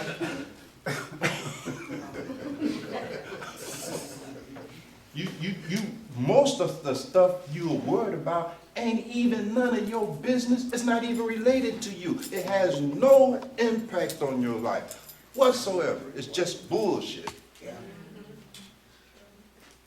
So you gotta get the bullshit out of your life and start looking, okay, what do you really truly? And that start lifting some weight off your mind. Are you with me? Now you trying to worry about how I'm not gonna ever get sick. What are you talking about? You're gonna get sick. Eventually. You follow me? So if you prepare yourself for when you get sick, you okay. I can put a check mark by that. I can withdraw my attention from the body. I ain't got to worry about getting sick now.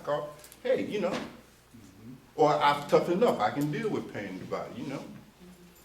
I ain't worried about that. You see my point? No more. Are you following my argument? Yeah. So this thing gets to become very, very profound in the end. So today we touched upon all kinds of topics and things. So hopefully I have not confused you more than you already were. Yes, beloved. Speaking of murder, I have two questions about that. One, how would abortion fit into that when you say taking another life? And the other one is, what about somebody like Milarepa, the great mystic who killed all those people and became God, realized would he go through hell in that petrol realm, the realm that you were talking about, for murdering people? Well, you see, those are all kind of questions we don't know the answer to, can't know the answer to. They're not on my list. It has nothing to do with my reality, my condition. I'm not interested in knowing the answer to nothing that don't have utility here. I mean, I'm just being facetious here, but you understand how even our questions, you see? You notice, for instance, in the Asravaka Gita, when Janaka, a profound seeker of the highest quality, he approached Astavaka, you see? And he asked Astavaka those important questions. How can I become free? How can I achieve Moksha and liberation? And how can I achieve Virajya, dispassion? Meaning, how can I no longer be dependent upon any circumstance, situation, person, place, or thing for the sake of being happy? How do I get this Virajya? Yes. Those are the right questions. Yes. Yes. All other questions Yeah. are theoretical, academic, has no value. They're interested, don't misunderstand me. And I don't even mind entertaining them, but every now and then slip me in a real one. You know what I mean? Because that's what it's all about ultimately, you know. So you narrow it down. You narrow it down. You see? You're trying to know what is absolutely necessary to know that pertains to my condition that I'm in here. You see? Otherwise, you will go on seeking all kinds of information. You'll become an information seeker. You'll want to know all this stuff. How many stars are there in this galaxy? How many angels can dance on the head of a pin? How did the world come into being? Is God white or black, or is he white? And you'll spend your whole life asking for answers to questions, the answer to which has no value and does not pertain. So Buddha said, look, your problem is your suffering, and you're going to come to an end. Now let's deal with that. You see?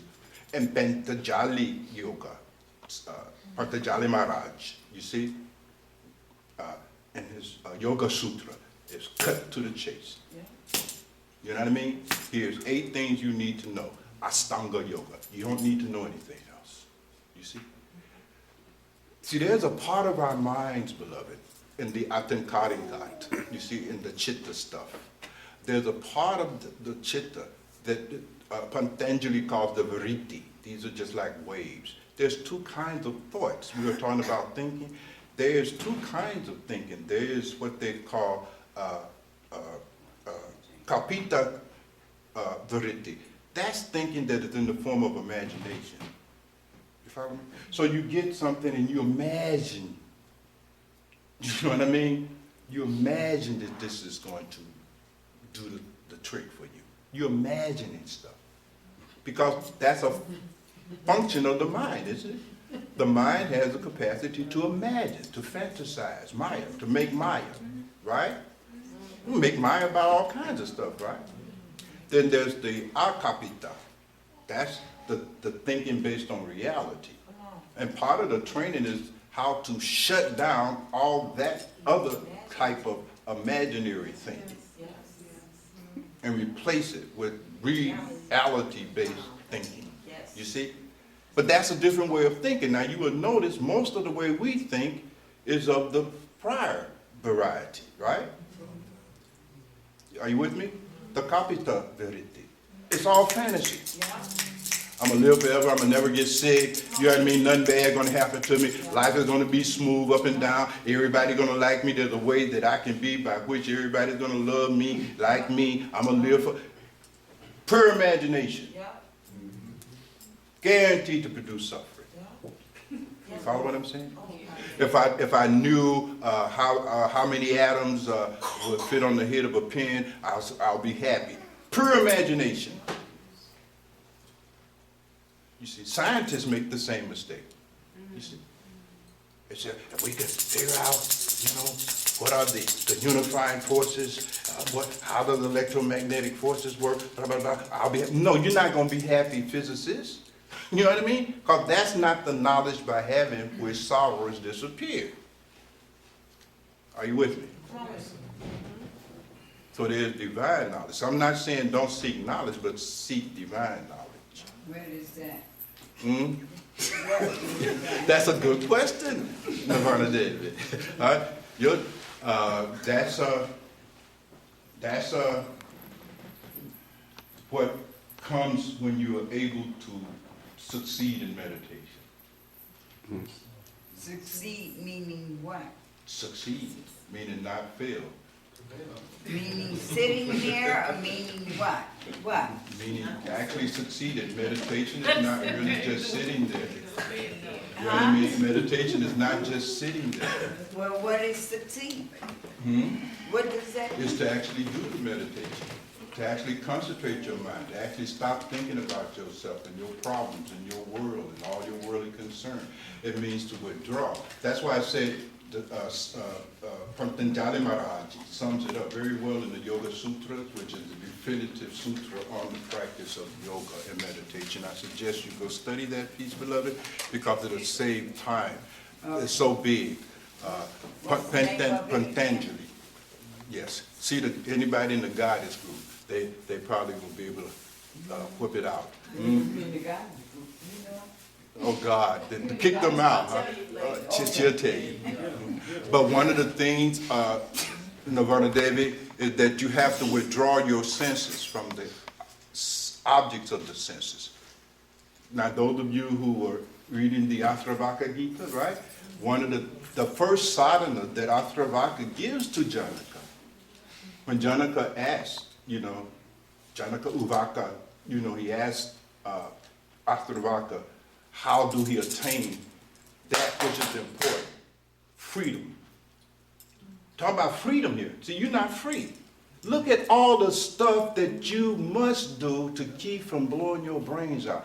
Look at all the hoops you must jump through to have just a little bit of equanimity, peace of mind, of samma. Look at all the stuff. I mean, really sit your life in the palm of your hand and really look and see.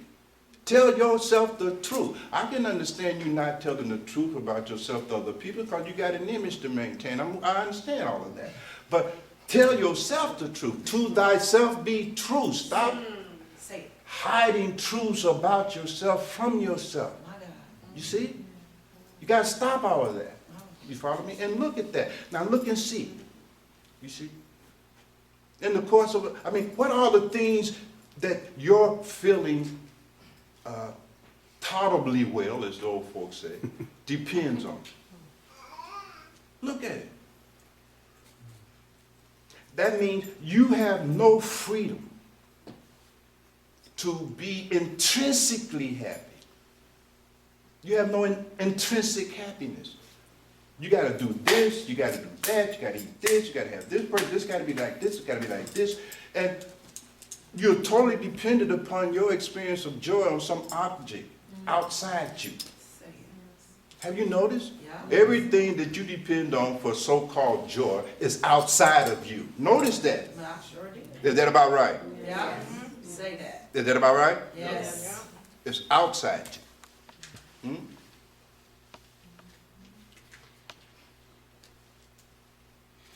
And that which is outside you cannot be yours. You don't possess it. It's outside you. You don't possess anything that is outside you. You only possess that which is inside you. Is that about right? That's right. So you're trying to expand your being by acquiring something outside. You cannot expand your being. You cannot have life and have it more abundantly by accumulating anything outside you because it's outside you. Even if you set it on your head, it still is outside of you. It's not a part of your being. You see, one of the teachings in the Upanishad teaches a process called the Samagra Vidya. It's the technique by which you absorb things into yourself. You make them a part of you. An elephant weighs so many tons. Just one leg weighs so much. If you and I tried to lift the leg of it, we could not do it. But look how easily the elephant lifts it, because it's his leg.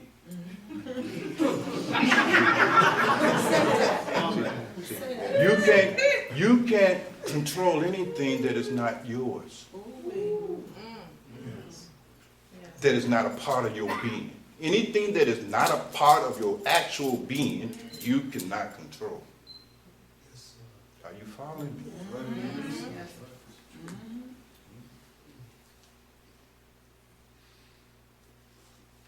So, one of the things that Afrika tells King Janaka, he says, he says, my child. Strange, because Afrika is the child, he's 10 years old. Janaka is his king, but still, Afrika is the grown-up here, you see? And he speaks to Janaka as such. He says, my child. He says, if you want to attain these things that you just asked for, this freedom, you see, this knowledge, this viraja, then you must shun the objects of the senses as if they were poison. Now this is profound.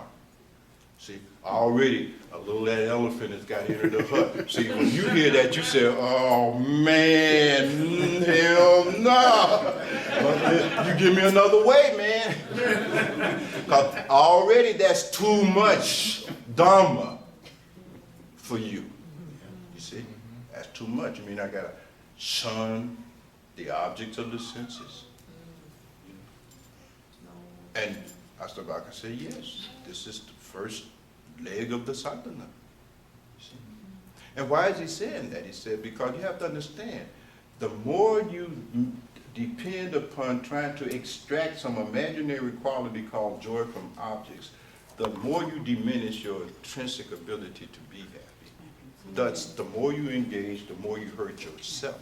And if you keep doing this, you will lose the capacity to be happy, independent of this thing. You become an addict. Wow. You become an addict. You will forfeit your natural and inherent ability to be happy. You have strung yourself out.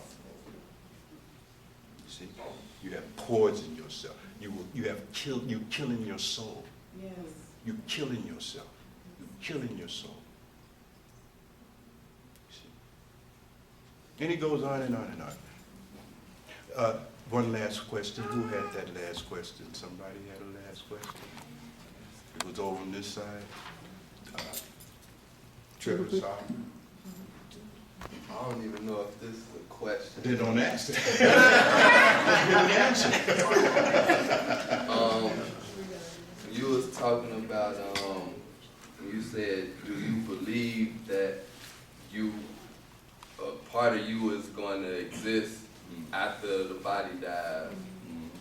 I raised my hand, I said, yeah, and I started thinking, I really can't honestly say that I believe that. I hope that something exists after this, because So you want to qualify? You're a qualified theist, right? You want to qualify your theism. All right, good. No, go ahead. Make the my biggest fear is really not existence. I don't know if I'm going to exist after this. Good point. Actually, what you're saying, beloved, and make a mental note to yourself. Here's how you got to where you at. Okay, they're called kleshas, and there's 5 kleshas. These are like that which clouds the intellect, Okay. that clouds the mind, that prohibits knowledge. You see, and of course it starts with ignorance. Avidya. Avidya is the ignorance of your true self. Okay? Once that has occurred, then there's a whole process that ensues from there. Once you have forgotten who you are, and once you have become misidentified with what you are not, that identification with what you are not is ignorance. It is the primordial ignorance out of which the rest of ignorance comes. You see, it is the fundamental problem underlying all problems is ignorance. Ignorance of your own true nature. Are you with me? That's called avidya. Now from that avidya rises what they call asmita, egotism. You see, because when you forget who you are, you start thinking you something else. That something else is ego. Asmita, false sense of self. Are you with me? Now once this false sense of self occurs, now it folds out into more stuff. You see the ahankara, the ego, and all that other stuff, and I'm going to bypass some of this and let your father and your mother fill in the blanks for me. Since you eat up all their food, they'll get something. All right. Now, after this asmita, this formation of ego, sense of self, false sense of self, and so forth. Now this false sense of self is going to have its likes, right, raga, and its dislike, davisha, right? So 1, 2, raga, 3, davisha, 4. Now that ego is totally controlled by its likes and dislikes. You see? The sense likes only certain kinds of objects. You see, the sense of sight don't like those objects of sight, those forms that are ugly. You don't want to look at nothing that is ugly. You see, so don't look at your wife till after she comes out of the washroom and put on her face or something. But you understand what I'm saying? Right? You have your likes and your dislikes. That is what characterizes and governs the movement of the ego. The ego is trying to pursue what it likes and avoid what it dislikes. That's all it's up to, right? But since you have now identified yourself with the body, mind, is your autobiography and so forth and so on, now you got these likes and dislikes. Well, that whole package, beloved, is mortal, right? So the next question that arises in the mind is this fear of non-existence. We call that abhenavesa, the fear of non-existence.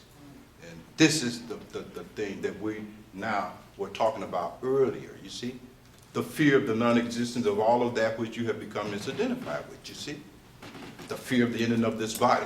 I don't know what's going to happen, but I don't want to die. All right, you see? The fear of the ending of that psychological sense of self. That's another form of abhenavesa. You see? The fear of non-existence, the fear of death, basically.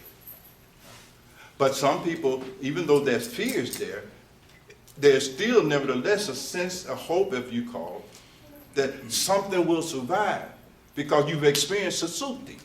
You experience deep, dreamless sleep where there is no sense of this body and no sense of this psychological self, and yet you did not perish.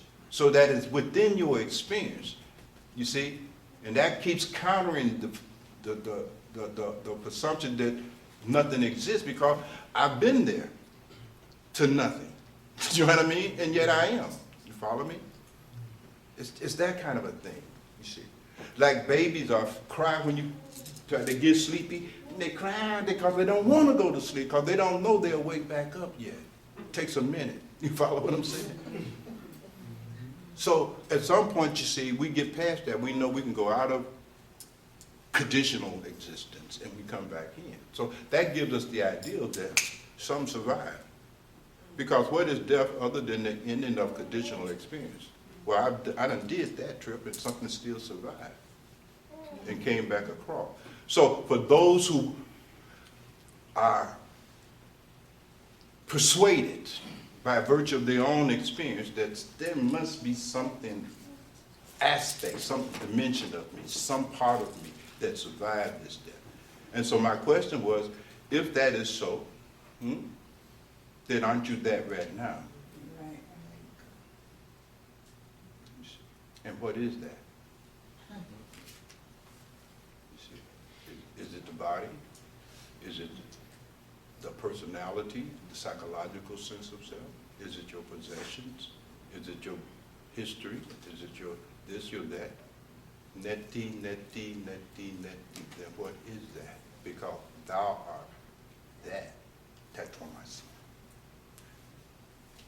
Be that and thus be happy. Being that is the means by which you will be happy. and no other way.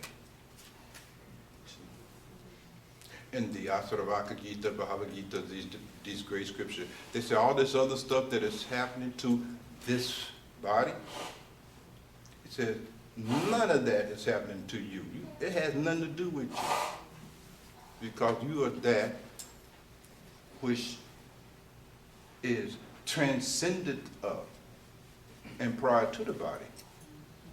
It has nothing to do with me. You follow what I'm saying?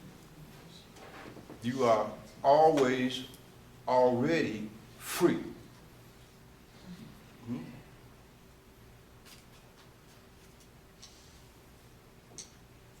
As you really are. You are only not experiencing that freedom because you are not recognizing who you are. And so from there it gets even more subtle. But as I said before, beloved, it's something you have to sit down with, you see. Because in any case, you do know non-existence is on its way, right?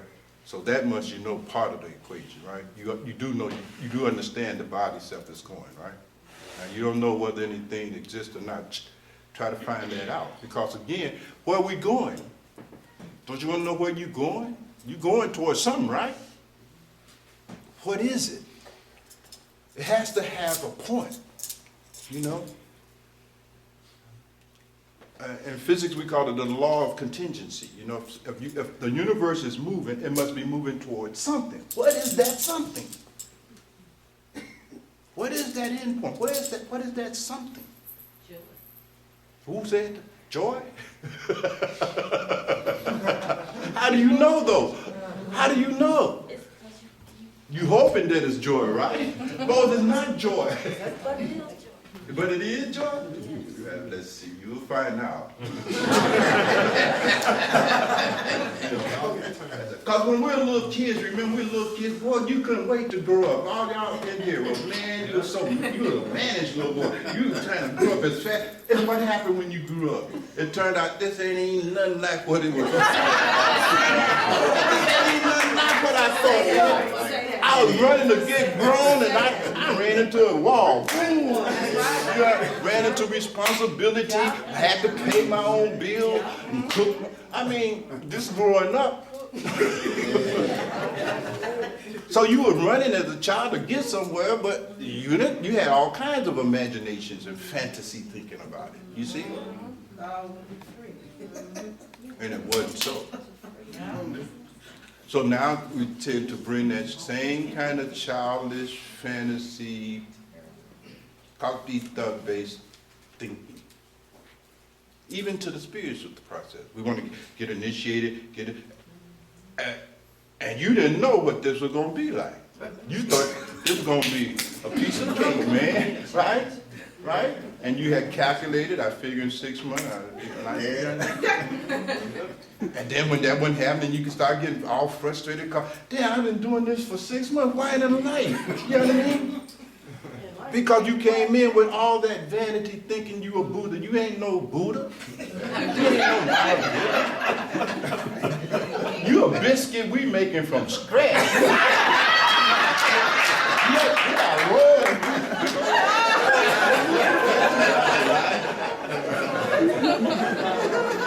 But you were thinking that you all of that because your psychological sense of self was totally diluted. You thought you could hear the sutra one time and I got it. No, you don't get it. And then you're surprised 10 years later when you see yourself on the law film and 10 years later you got it. But you heard this 10 years ago. You can't believe. I was sitting right there and you couldn't believe you were that stupid. But you are that stupid. Right. You see?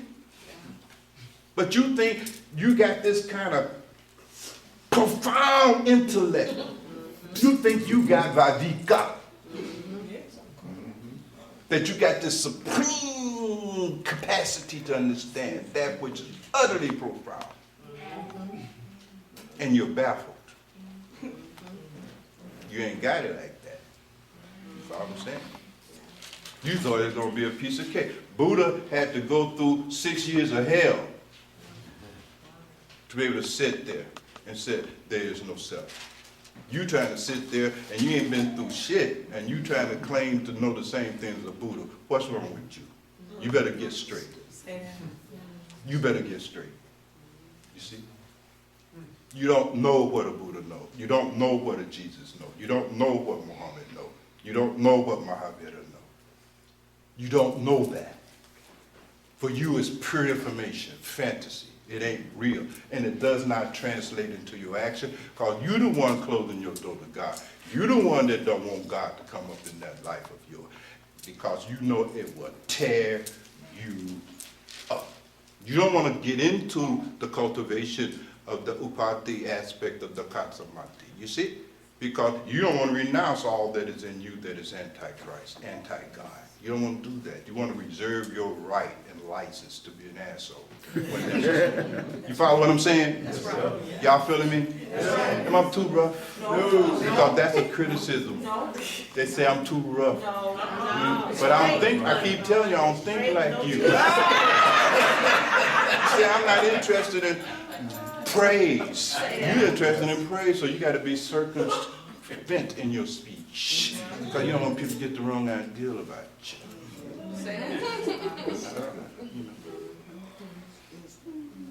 Y'all feeling me? Are y'all tired of me? I'm gonna stop. Yes, you're tired. You're tired of us.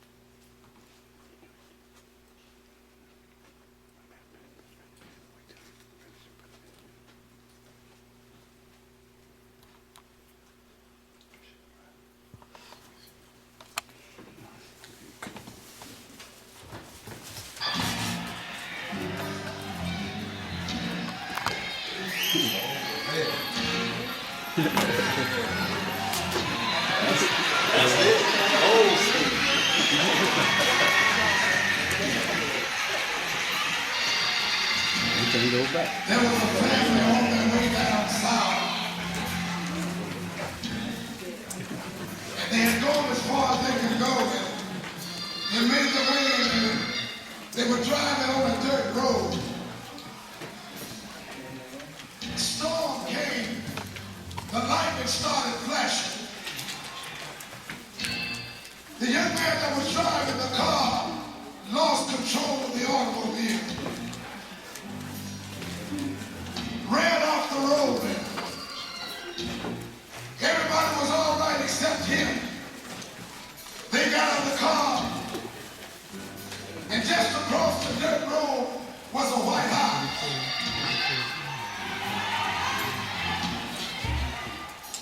They took him across there to that white house, and knocked on the door, and the white lady came to the door and said, "Can I help you?" He said, "Ma'am, if you just let us, our brother just got in an accident. We want to just come in and make a telephone call. We want to call the doctor." They walked in, daughter got on the phone, and the phone kept ringing and there was no answer. Finally, somebody picked up the phone and said, "I'm sorry, but the doctor's not here. He's out on his round." Somebody say yes here. Well, the daughter put that phone down and went back into the living room. And the little girl was sitting there crying. They were all sad crying. And by that time, Grandmama got out of the car.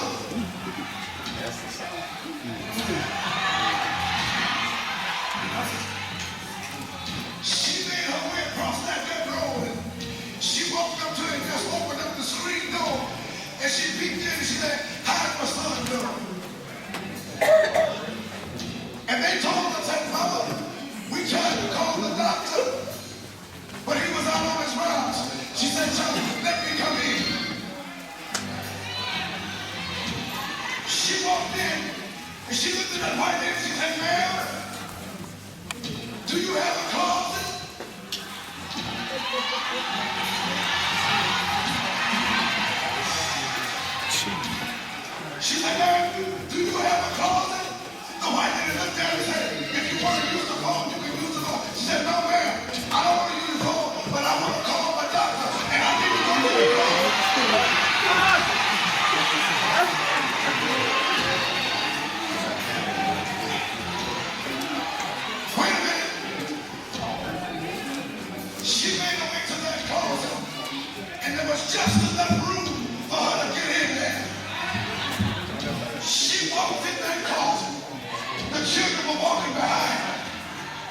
She walked in that closet and she closed the door. And before she talked to the Lord, she said this.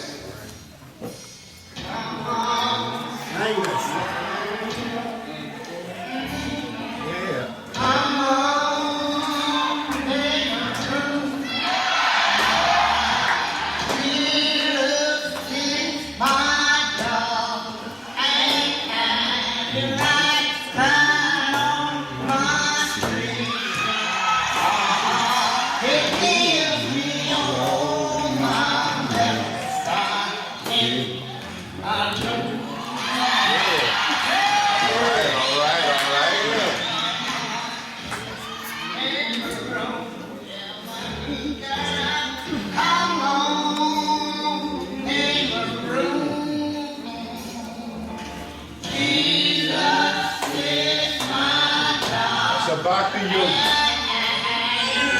That's bhakti yoga.